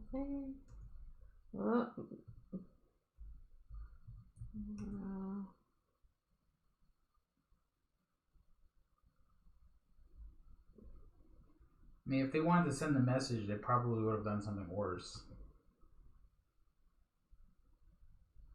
I'm gonna say that. I mean, if they really didn't want people to find out who killed him, they wouldn't have used that Oxford letter That's opener. what was around. It's not like he came in with a butcher knife. I mean, then he wouldn't have left it in there. Man.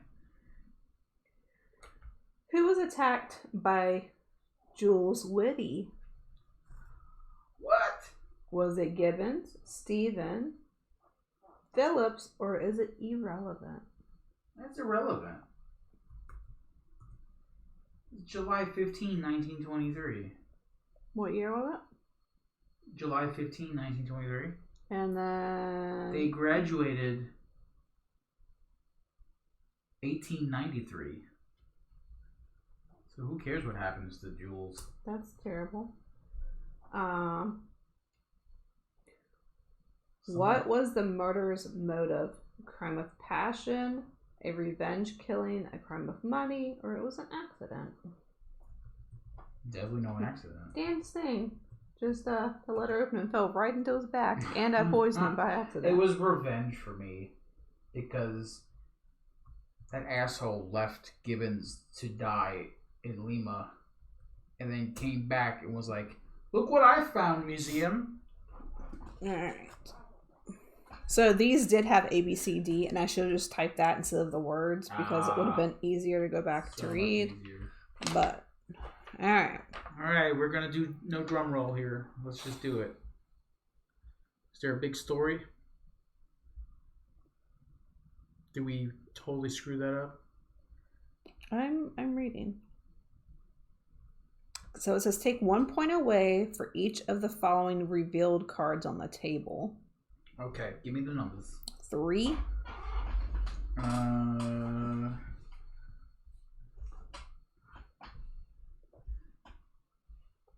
I don't. No 3. 6.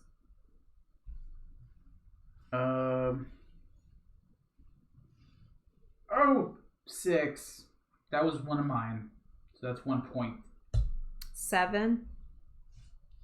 Yeah. Mary Carter declared my husband Charles. Yeah, that's. Sorry, that was me. 9. I thought that was important. I'm playing the next one solo. I thought that was important. 9. I mean, it's kind of obvious now. 9. There's no 9. Oh, Game Shadow said I am not listening because I haven't done this one yet. Oh, sorry. 9. I said no. No 9. 10. 9. 10. I thought I saw a 10. Yep. Oh. That was also me. 11. Oh. Why is it all me? There's no 11s. 12.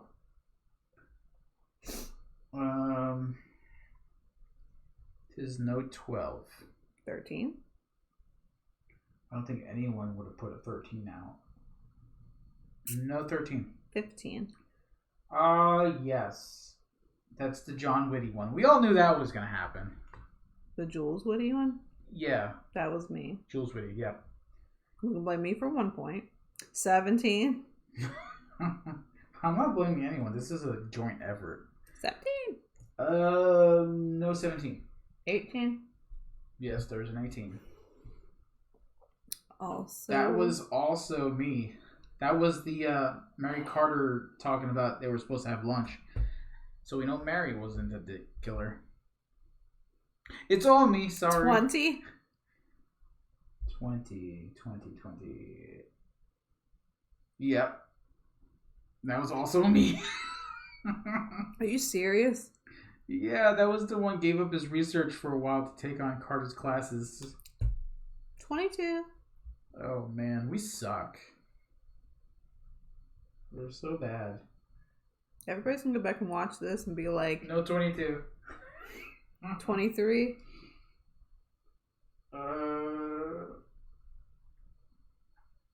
No, yeah. That was also me. 26.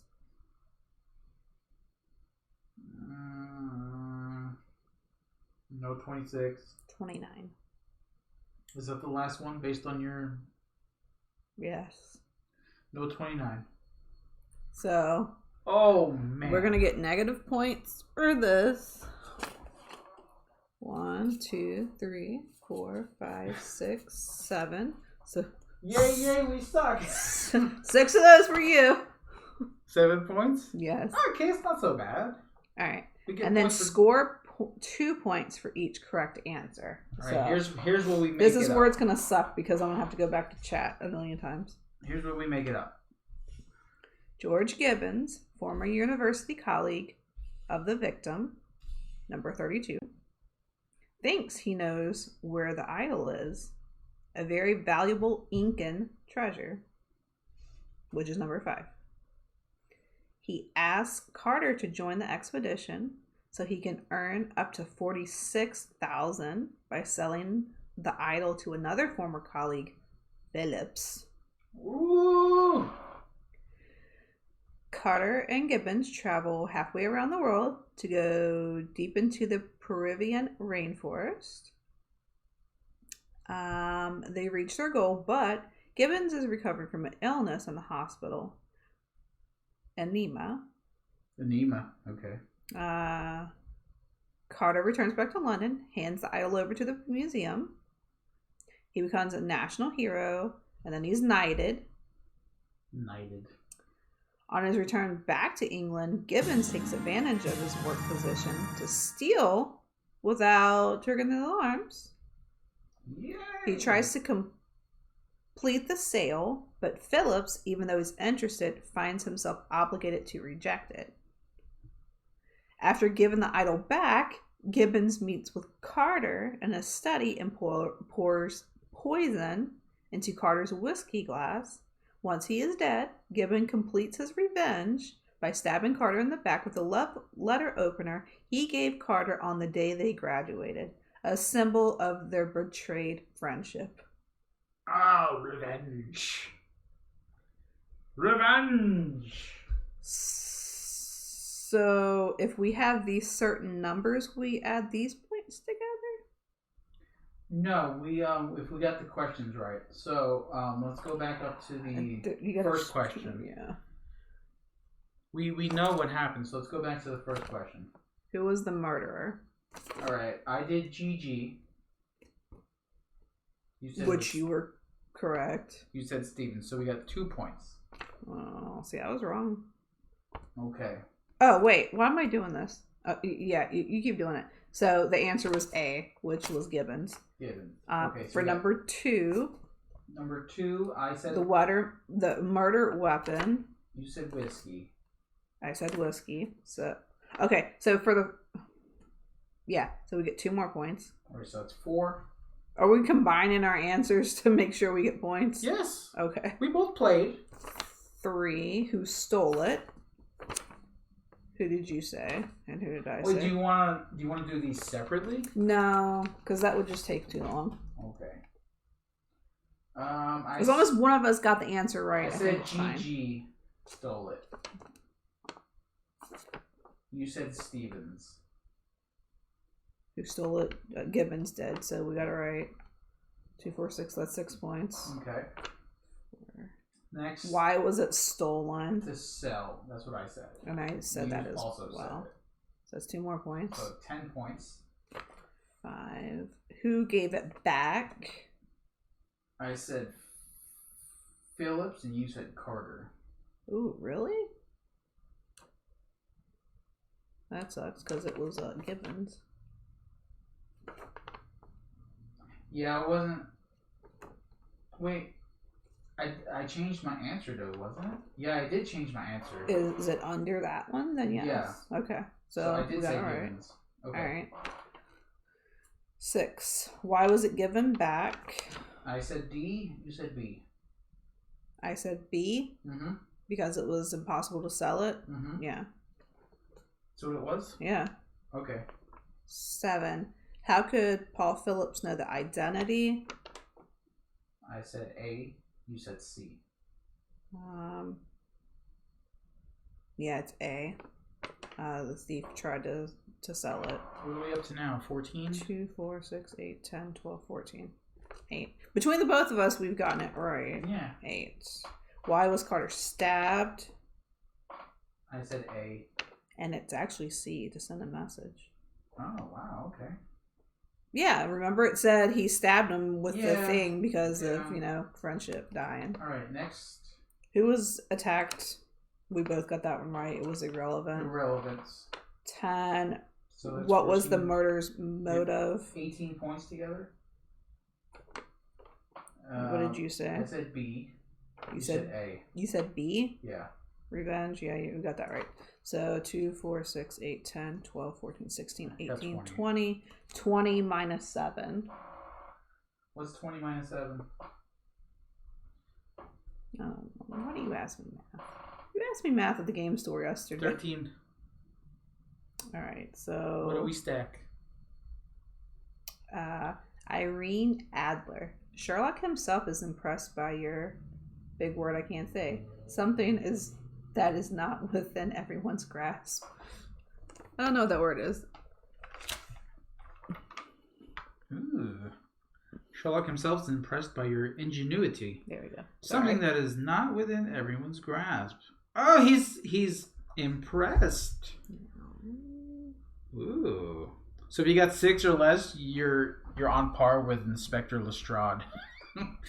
Sherlock is going to make fun of you a little bit, solve another case, and prove him wrong. Alright, so this is the one I discarded. The Scotland Yard denies they asked consulting detective Holmes for help because I didn't think that was important. You must have discarded this one because I did not see that Stevens had never been married.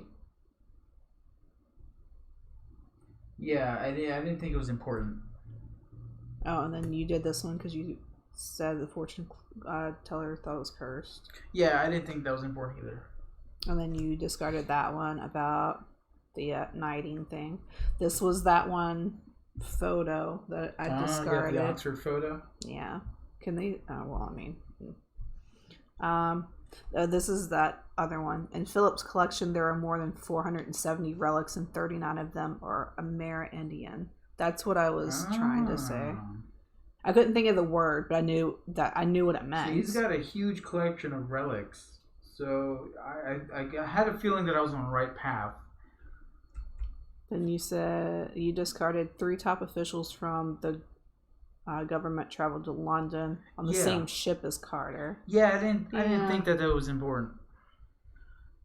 And then the how do you say it? Peruvian government had a meeting with the British diplomats in London. You discarded that. It was exhibited in the British Museum. Oh, you must have had this one because I don't. I did have that one. It was in that collection. Oh, okay. Well, all right. And then I discarded this one. It said 3 Mayan idols were auctioned at 12,000 pounds. That was Mayan. It wasn't what we were looking at. That's why I discarded that one. I had nothing. Because it almost threw me off with the other the things. origin. Yeah. All right. So that is Where's number 1? That one stays out, and then all these go together because you shuffle these. Yeah. That wasn't bad. Tomb of the Idol. I can't reach them all. I think I did better on this than I did on any of those consulting detective ones. I think when we answer the next questions, we need to write them down. Yeah. Instead of, like, I'll read the question out and we write it down instead of going back and forth of who did it. So. And then that goes there. Oh, mine is fine. It's still aching. It's not fully healed. Was it like that? So, the Sherlock files. This is the elementary entries. I assume it's the easy ones. I didn't get some of the answers right that I thought. I think I was getting names confused. Yeah. That's my only problem. Yeah, there was a lot of names. I mean, that's how those games are, is you've got to pay attention to names. Yeah. I really, really like this one. You do like this one? I like this one. Normally, I get really frustrated at these games because there's too much information. So the one we're going to play now is not in this box, but we got it extra. Yes, there is 3 in the box. Yeah, there's 3 in the box. Last Call, Tomb of the Idol, which we just played, and then Death on the 4th of July. Yeah, so you get 3. You can play them one time only. Okay, that's the only thing. However, there's no destroying anything in these sets. So you can resell it. So yeah, you can gift it. You can sell it or gift it, like you were saying. Yeah. So that's good. I like these games like this. I hate when there's a game where you have to destroy things and then you can't do anything else with it. Unless you have a crappy memory, yeah, if you got a bad memory, then that's it. Don't look at those. Cooperative, don't look at Forgot to put this in there.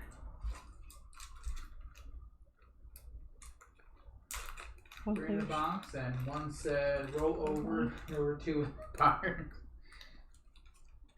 Oh. Yeah, that's why we have to put the spoiler warnings out, because once you kind of figure out who it is, then that's it. Unless you muted I'm not us. looking. I gotta put that out. Tell me that does not look like Keanu Reeves. So this one is not in the original box. This is another case. That's Keanu, isn't it? That's like during the... It does, right? This is like the recent Matrix movie. It was. For sure. Alright. Julian Rota, 46 years old. He's about the same age. Can't wait to find Nero. Okay, I'm not going to put this in here. No, because that one wasn't like that. So first thing I said when I saw this card, I was like, that's freaking Keanu. I didn't post my damn picture earlier about this game. I can post it later, it's fine. Hello, Trombone. Oh, Trombone, I was telling Drew that you said in Wacky's chat yesterday that you have your final destination thing going on where you're going to be at Tantrum Con. Ooh, yay. Trombone's going to be at Tantrum Con. It's going to be interesting, like random people coming up to us that we don't know what they look like. I'll be like, who the fuck are you? So are you going... Are you going to come with a trombone? Because then I'll know. Yeah, the one person with a trombone walking around. So are you going for all 3 days, or are you just going to go for one or a few? Also, did you get to work safely this morning? Oh, no, that's a different person. You will Never not mind. be there with either of your trombones. Well, that's sad. I wanted to hear, like, your entrance music. Wow. Alright, ready? Yes. So the questions for this one are, like, down here, and I had to fold it up really fast. Okay. So, recording of a phone call to 911 emergency on Friday, August 31st at 13:06. Operator, 911, what is your emergency? How do you pronounce Nuria? Nuria. Nuria? Nuri? Okay. Nuria. Oh, it's whoever. No, it's not that No, person. that's Julian Rota. Okay. Hello, someone broke into my apartment. Everything is upside down. Operator, may I please have your address? 25 West Street, Boston. Boston. Are you inside or outside of your apartment? Inside. Do you think there might be someone else inside? I don't know. I don't think so. My husband isn't here. Operator, should he be there? No, he left for New York this morning, but his house key and mobile phone are here. It doesn't make sense. Calm down. Calm down. She's like just talking. Why are they yelling at me? Calm down. I am calm. Calm down. What's your name? Nuri. My name is Nuria. Okay, Nuria. Stay where you are. The police car is on its way. That's all we know. Okay, so there was a break-in on August 31st. August 31st. We know that her husband okay. was supposed to leave for New York this morning, but his house key and his mobile phone are there. And we know that they live in Boston. In an apartment. Lives in Boston. In an apartment. Driving a car. Hello, friend who is about to destroy me in backgammon. What's happening?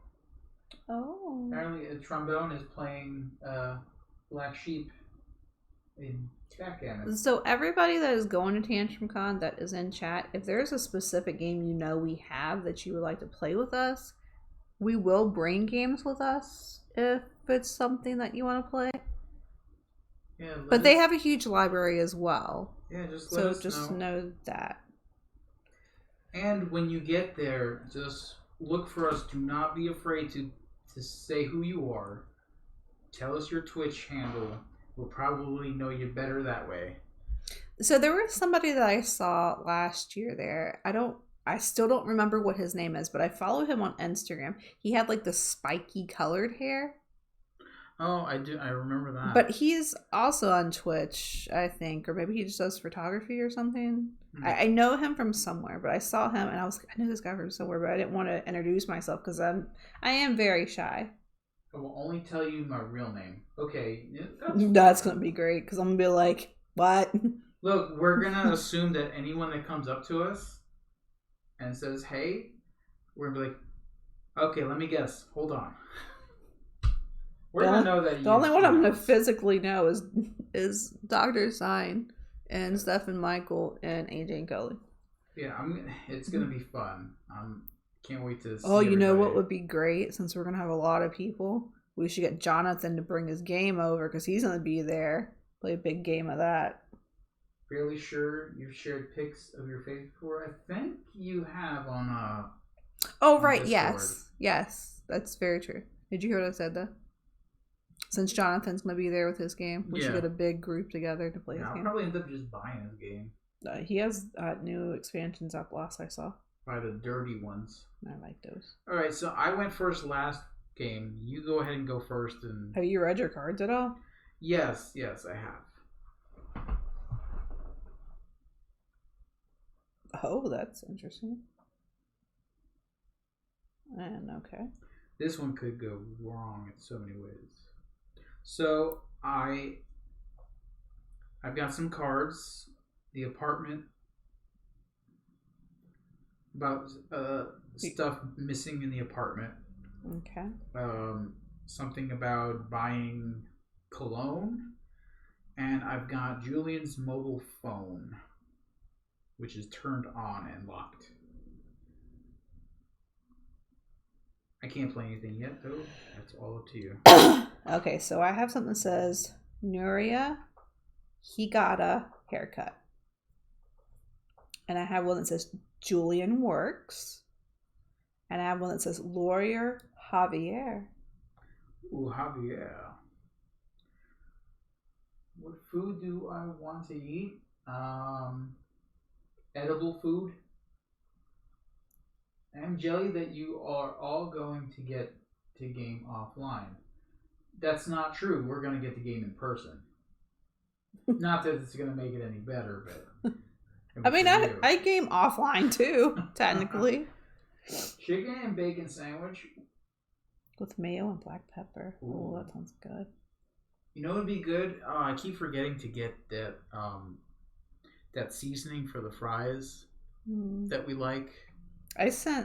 So we have like a group Facebook chat thing. I sent, you know, the tortillas and you roll up pepperoni or ham or cheese or whatever in it.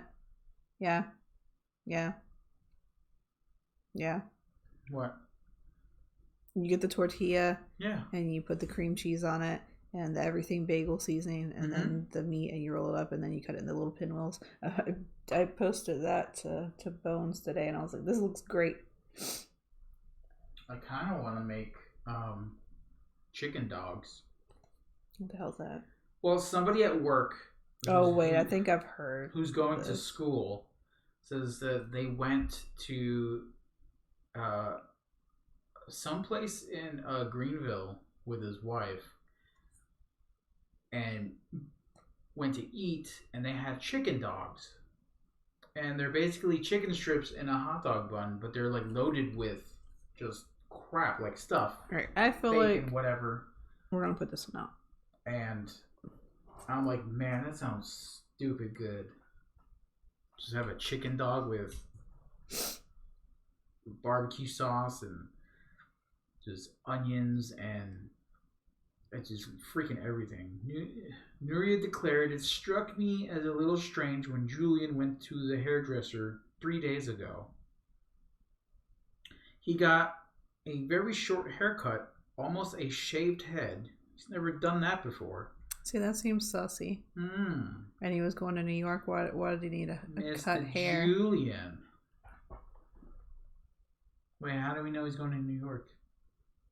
Because of this. It said, no, he left for New York this morning, but his house key and his mobile phone were here. It doesn't make sense. Oh, well, then he didn't leave for New York. He lied to her.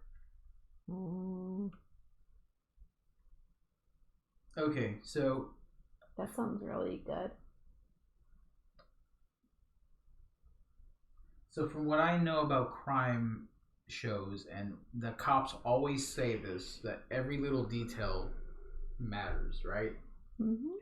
So Nuria declared, I don't know if this is important, but 2 weeks ago he bought a different cologne from the one I usually buy him. No, that goes with that one with his haircut. Yeah, so I feel like maybe he's got a side piece.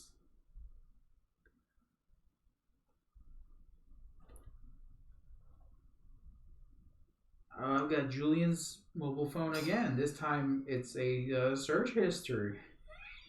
Oh, Hey. this one's getting to porn. Alright, I don't know how important this is, but I feel like this one's gonna be good.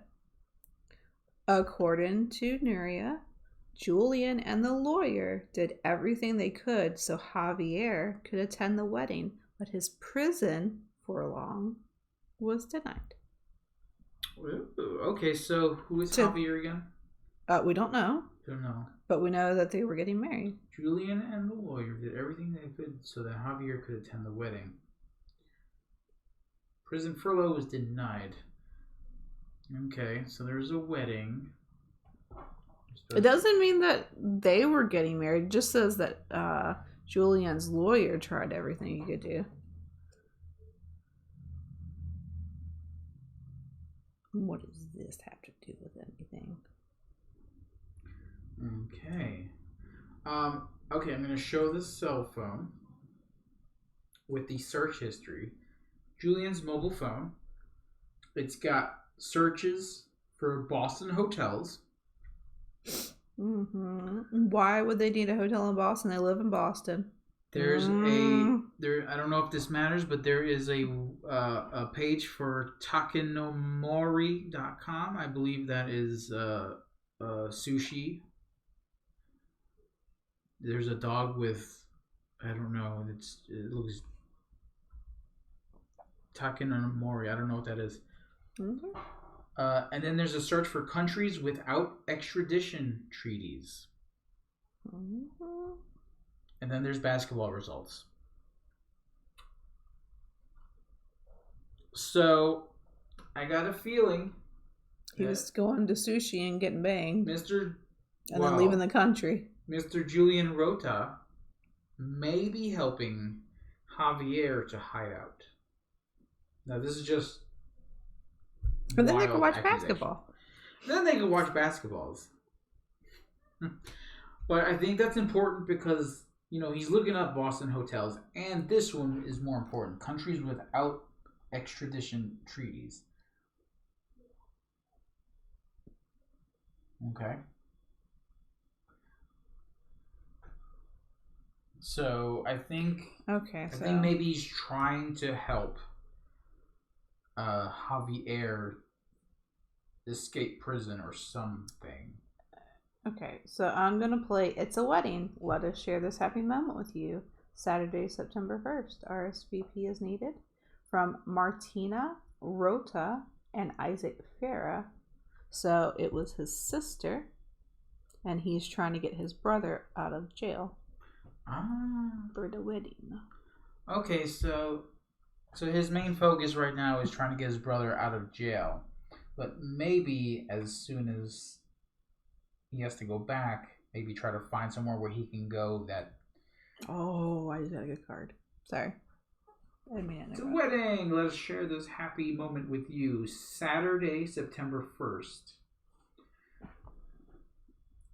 All right, so it's... And August 31st is when the phone call went. So it's Julian's sister then, like you said. Did you hear what I said? Huh? The 911 call is on August 31st, so the day before the wedding. Ooh, yeah. Yeah. Huh. All right, so I think we've got a picture coming in mind here.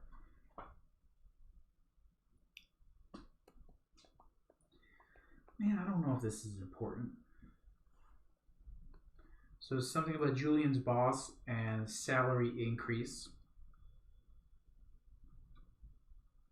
We got another Julian's mobile phone.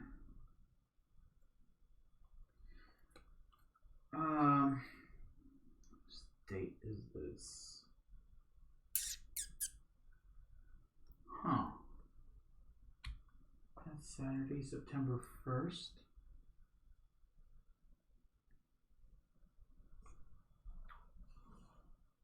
Oh boy, I don't know if this is relevant. I'm gonna share some stuff. According to Nuria, the apartment is missing some cash, Julian's papers, some clothes, and a suitcase.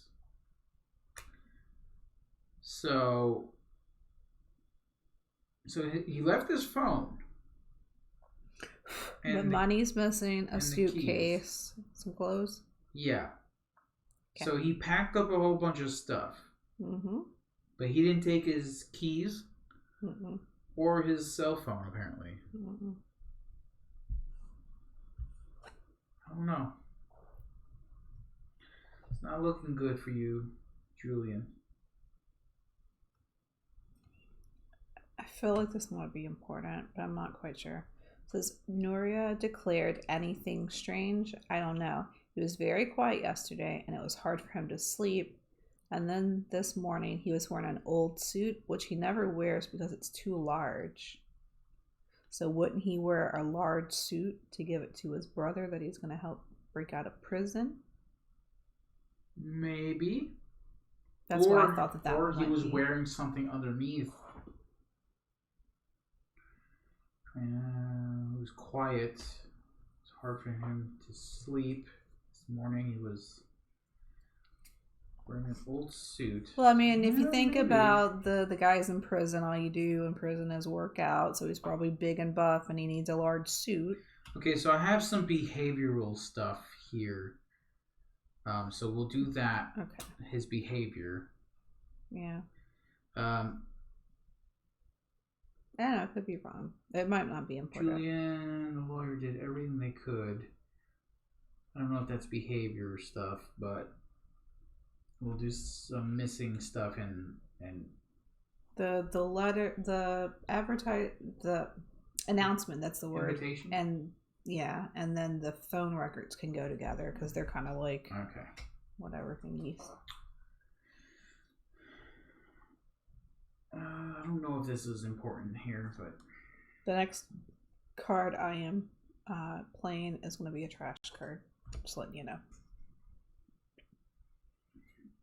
Okay, so there's a card that I have that's talking about sleeping away. Okay.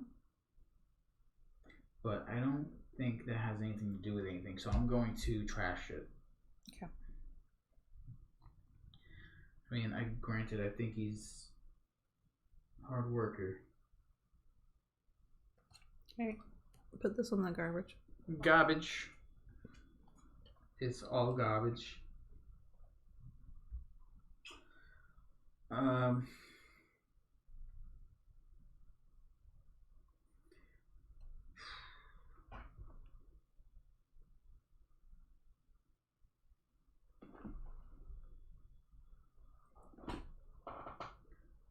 I've got some items in Julian's office. Okay. Don't know if it's relevant to what's going on, but Ooh, this is rough. Would it be bad if we read the questions? Yes, we're not supposed to. Okay. We are not supposed to. I'm going to hold on to this one because I'm not sure, but I feel like... So Julian's boss, mm-hmm. You know, and then a salary increase. Mm-hmm.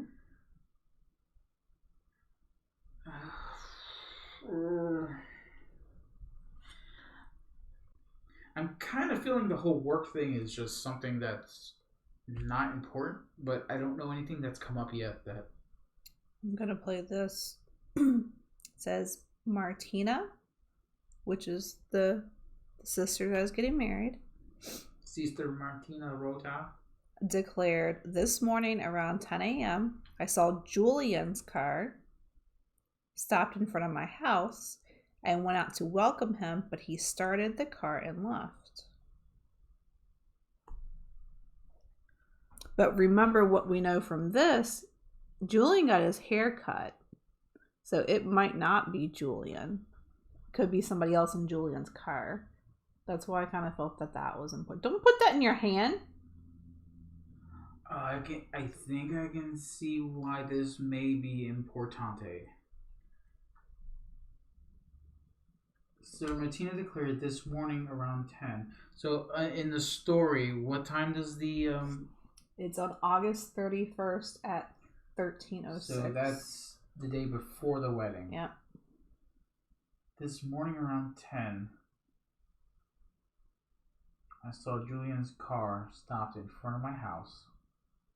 It doesn't have a date on that one, though. Yeah, it doesn't, but it has... Policia.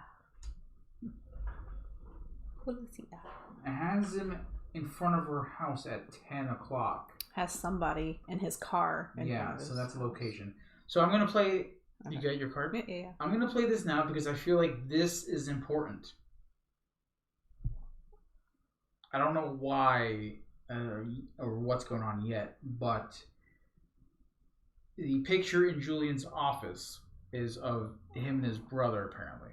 I think, when they were little. Oh, they kind of almost look like twins. They do look like twins. That's why she thought it was Julian, and it's probably not Julian. It may not be him, the brother, which is kind of creepy. Yeah. That is creepy. So I'm gonna put this with that one probably. With this. I don't feel well. I may or may not return. Oh no, trombone. Feel better. I feel better. If you want to just lurk, you're more than welcome to. It's all you. Just get better, whatever you do. So Isaac is the one that is marrying the sister, yes. Yes, okay. I don't know if that's important. Ooh. I got something about Javier and the prison sentence.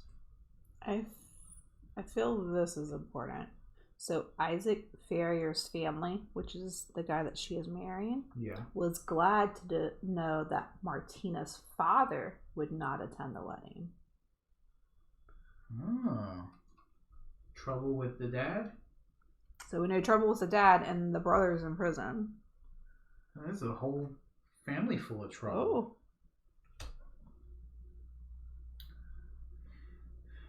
All right, so do we want to know about Javier? Because I feel like maybe we should know something about him. Yes. So I'm going to play this. So Javier is carrying out a prison sentence due to drug trafficking. Oh, I bet the dad's in on it. And criminal organization. He has 10 years left. What I want to know is why Julian is going all out crazy to help his brother. I mean, I get it, it's his brother, but he's uprooting his own life. Maybe he's in the drug family too. Oh, maybe. All right, I have Nuria's phone. And it's a message from Julian on Friday, August 31st. Yeah? Right? January, February, March, April, May, June, July, August. Yep. August 31st at 8:45. The day before. The day she calls the operator. This is at 8:45. This is at 13:06. That she calls the 911. Okay. So that's in the morning then. That's in the afternoon. Yes. Okay. So Julian sends her a text message that says, "Remember, I'll be at the construction site in New York until Monday. Tomorrow I'll go straight to the wedding, but I'll only be there a short time. I already have the suit." The oversized suit? I don't know. He left that morning in an oversized suit. Mm-hmm. But why would he be wearing the suit that he would be going to the wedding? Because he wasn't going to the wedding that day. Alright, so this is... I don't know. I just kind of felt it was important. This is from Julian? Yes. Remember, I'll be at the construction site in New York until Monday. This was on August 31st, though. This was the day before the wedding. Yeah. He's saying that he already has a suit, but if he was leaving on the 31st. Says, no, he left for New York this morning. But his house key and his mobile phone aren't here. And then the message over here said that he left in an oversized suit. This one. Okay. The suit and the suit line up. Okay. I mean, that's information. Yeah, it might not have been a good one. Because we already know that he left in the suit. Maybe that was one I could have trashed. I don't know. It seems like Julian was in New York till Monday. Yeah. Why would he be in New York for? I don't know yet. Well, he said it's going to be a construction site, and I trashed a card earlier that said something. And we don't know what he does for work, right? Oh, I trashed one of those cards. Do you remember what it said? Yeah, but I can't see it. I can't see it now, can I? Oh, no. No, you can't. Okay, so I'm going to play this clue. Julian's car has been recorded by parking cameras of the airport. Okay, he went in at 10:50 and left at 11:32. Okay. So he went into the parking lot at 10:50, and whatever he did, he did in I believe, was that 40 minutes? 42 minutes? Mm-hmm. Drug drop off in the locker at the airport. 42-minute drug drop off? Usually you gotta rent a locker, you gotta put the drugs in the locker, then you leave. It's in the airport, so I don't know. But we know he was at the airport. I've watched enough movies and stuff to know, like, you put them in lockers at, like, the airport or the bus station or the train station. We know he's at the airport at 10:50 and left at 11:32. So what time did the call go into? 13:06. 13:06 is 1 o'clock, 1:06 in the afternoon. Yeah. Okay, so we don't know where he went after that. He never came back. And then we know that at that time is when he's texting her to say that he's going to the construction site. So he wasn't at the construction site all day because he went to the airport. Yeah.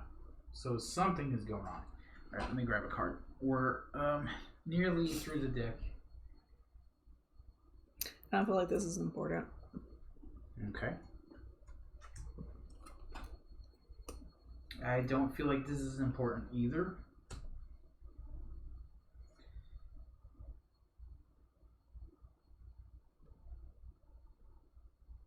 Oh, that's interesting.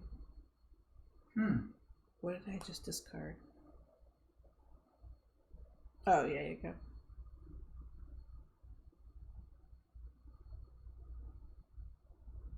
And I'll discard this one because I don't feel like that's important. Okay. How many cards do we have in that? We should have more than enough. 1, 2, 3, 4, 5, 6.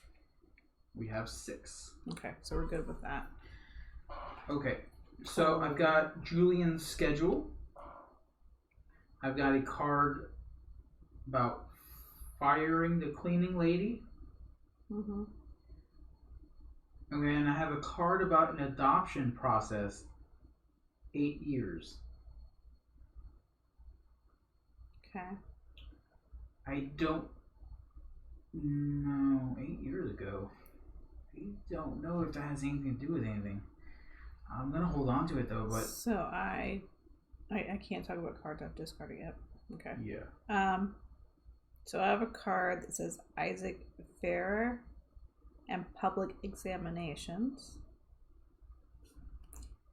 I have Julian and Nuria's car, and then I have U.S. passport in my hand. Okay, I think this is important. the schedule. Okay. This is the schedule on his phone, apparently. Right, so August 2018. Well, that's recent. So 2018? Well, I haven't seen August 2019 yet, but yeah. Oh. Well, this is the month of the wedding. Yeah. So on Friday, Saturday, Sunday the 26th, it has phone mom. Yeah. Then on the 29th at 1900, yeah, it says match. Match? M-A-T-C-H? Yes. Okay. And yeah, I don't know what that means yet. On Friday the 31st, August 31st at 8:30, visit Javier. Okay. 8:30 in the morning, visiting Javier. Okay. We don't know where Javier is being kept, right? No. We don't know what We just prison. know he's in jail, and we know that he's been talking to the lawyers about getting him out. Yeah. Okay. So we know he was supposed to visit Javier at 8:30 in the morning. On what date? August 31st, the day before the wedding. So he left. August 31st? Yeah, so in this phone message, he's saying that he's going to be at work all day. Yeah, remember, I'll be at the construction site in New York until Monday. So that's at 8:45. Yeah. He was supposed to visit Javier at 8:30. So he sent that message after he visited Javier? Yes. For a cover-up? Maybe. Apparently there's... I wonder... I know I've watched a lot of crime and movies and things, but I wonder, since they're identical twins, if he swapped places. Maybe he swapped places, and then he would say, I don't know. That's insane. Well, remember, we don't know what the questions are, and there have been odder questions. Yeah. So, however, Martina's wedding's at 11 o'clock on September 1st. Mm-hmm. And on September 3rd at 9, it says visit Javier again. So to do the swap back, because the sister wants the brother at the wedding.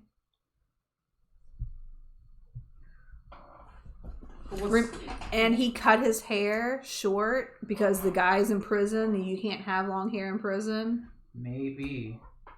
He's wearing an oversized suit because the brother's probably bigger from being in prison. You don't look like Keanu Reeves anymore. Mm-hmm. This is getting crazy. Because I want to play this. It says Nuria declared, I'm sure Julian hasn't left willingly. He couldn't even leave the U.S. because his passport expired 6 months ago. So he's not leaving the country. The airport has nothing to do with him leaving the country. Or leaving the airport in general. Couldn't even leave the U.S. because his passport expired 6 months ago. Huh. Okay. So we know that he's not like trying to flee the country or whatever. But that also means that his brother's not going to get out either. Because we were talking about maybe he's trying to get his brother out and like get him to leave the country sort of thing. It's getting weird.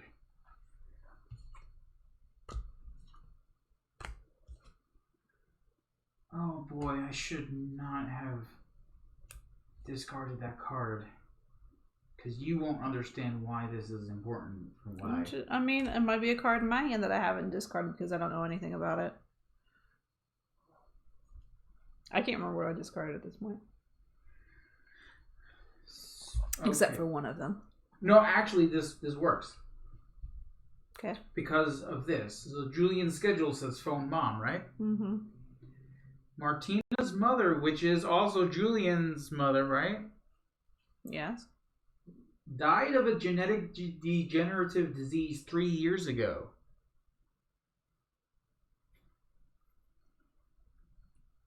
That's important. That goes with the schedule here. That also went with a card that I discarded, which I can talk about later.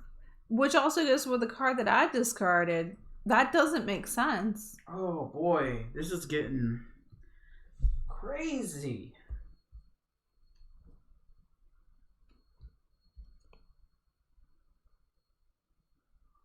Oh, wait a minute. I don't know which one of these. Wait a minute. Oh, boy. I'm gonna. I have a card about with Martina about prison and Julian. I'm gonna discard this one.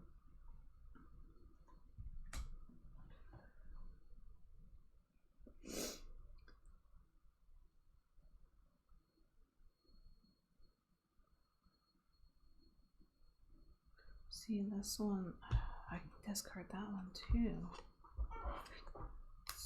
Did you say there's something about a cleaning lady out here? Or is that one you discarded? It's one I discarded about cleaning. No, actually, no, I did not discard it. Okay. Fire cleaning lady. Okay, because I have one in my hand that says new cleaning lady. I don't know if there's anything to really do about it. I don't know, because that mom thing is really throwing me off right now because it's something I discarded. Yeah, but this one's gonna throw you for a loop. This one's gonna throw you for a loop. So the relationship. How is the sister not? Hold on, this is gonna change things, okay? I want to talk about the card that I discarded. So Julian and Nuria are together, right? Yeah. Okay. And they can't have kids, apparently, because they're doing adoption. From what you told me. From what I can share. However, and it's important because of relationship-wise. I'm going to play this. Martina declared, so this is Julian's sister. Mm-hmm. My father spent half of his life in prison. So the father is also criminal. That's why my uncle Julian is like a father to me. Julian's an uncle. So Julian is their father's brother. Apparently. So Julian's not the brother. Was Julian the father? Julian is the uncle. Julian's the uncle. And his brother is in prison? Okay, I think that threw me off because now I'm... Martina is a sister for Julian, right? Well, we don't know that now. I mean, maybe. I assumed it was. Maybe, I don't know. Okay, however... Just read the message again. Martina, yeah, which is the which bride. Is the bride. Okay. Says, my father has spent half of his life in prison, which goes with the card that you played, saying that they were happy that the father wasn't going to be here. Yep. Right? Yep. Yeah. That's why my uncle Julian is like a father to me. So the uncle's been like a father figure. That's who they're trying to get out of prison. Who is that? So I don't know who these two are.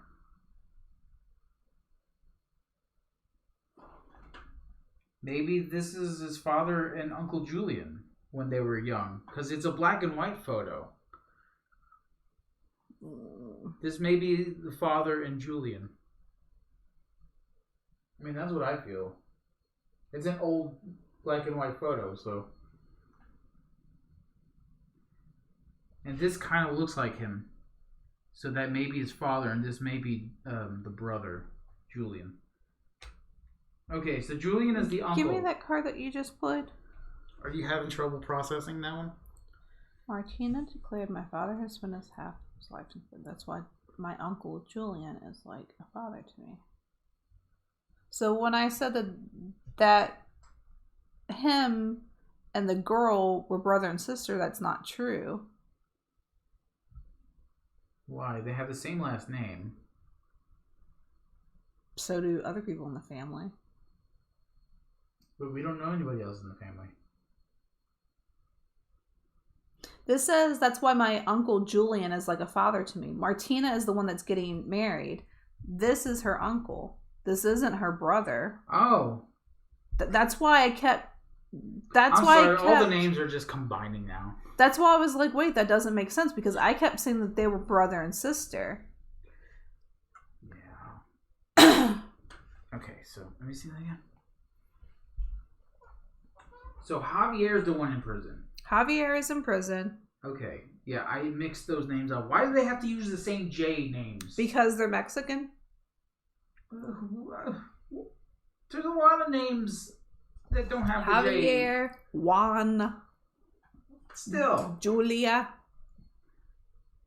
So Julian is the uncle to Martina. Yeah. So Nuria is their aunt or step aunt or whatever the heck that is. Sure. But I don't think that's relevant. We're just trying to figure out who is related to who and what. Julian. And how. So this is him, and that's his brother, which is their real father, which is her real father. Got it. But it doesn't say that her father is in jail right now. It says that he spent most of his life in jail, and that's why she looked up to Julian as a dad. Yeah, it doesn't say he's in jail now, but we know that Javier. But where is the one about the lawyer? Julian and the lawyer did everything they could to get Javier to the wedding. Do we know the father's name? Oh, it is Javier. Javier has to be the father. Martina's father. Which is Julian's brother.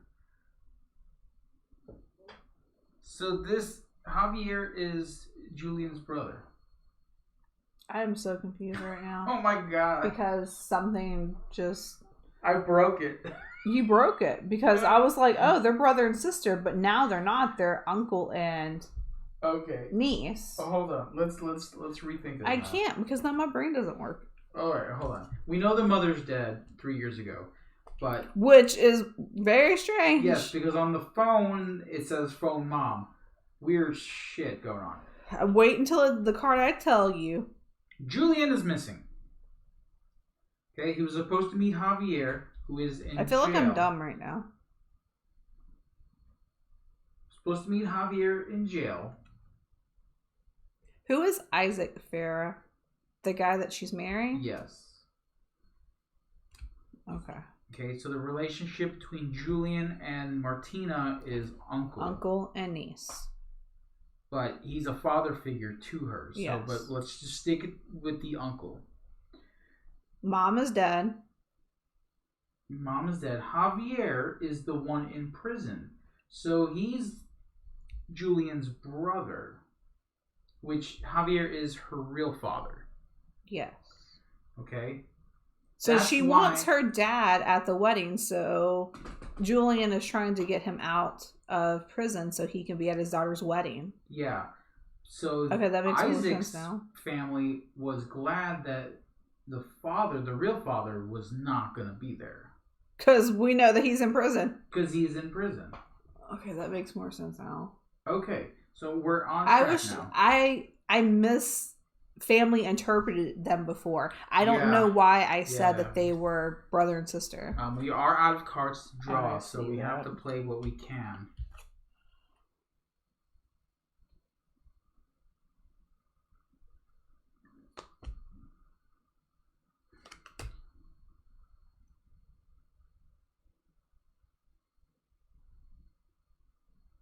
I don't know if any of these cards have anything to do with it. I don't think this one does.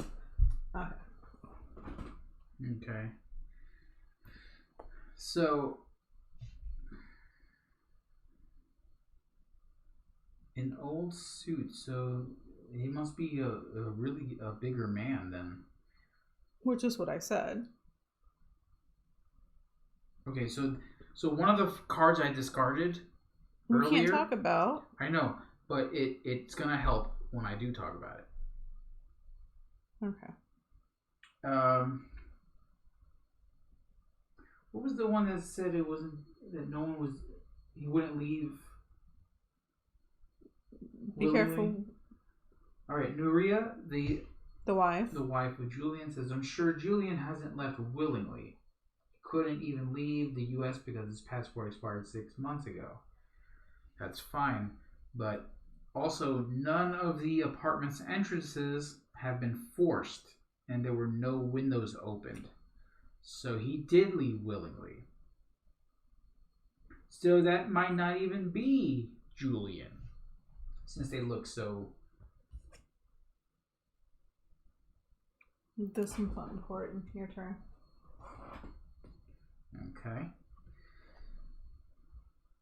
I don't think this is important either. And then this one, I'm pretty sure it's not important. Okay. I had a bunch of crap cards. I don't think it has anything I think to do this with it. may be something, but I don't know. I don't know if it's gonna be. It's probably gonna be something that's not pertaining to the case. But now that we know the relationship here, it might be something. Okay. So apparently Julian Mm-hmm. and his wife Nuria initiated an adoption process 8 years ago. I'm assuming for Martina. However, they gave up because of bureaucratic hurdles, whatever that means. I don't know what they went through. Why would you assume it's because of the girl getting married? I didn't say that. What? Well, I mean, I don't know. I mean, they said that Martina said that Julian was like a father, so I would assume She's that... getting married. She's old enough to get married. She's not like Yeah, I they know, raised her. But she doesn't have a father to walk her down the aisle, so... But this was 8 years ago, though. This was way before this ever happened. So we don't know how old Martina is. I mean, that's true. So this could have been way back. But I don't know what even questions they're gonna ask. I don't know. That's either. the problem. Like, Okay. well, I mean, because of the messages, we need to know if he's leaving willingly or not. I mean, I think we have the story straight. Obviously, Julian is going to get his brother, who is the chick's father, out of prison. He's wearing an oversized suit so they can switch outfits.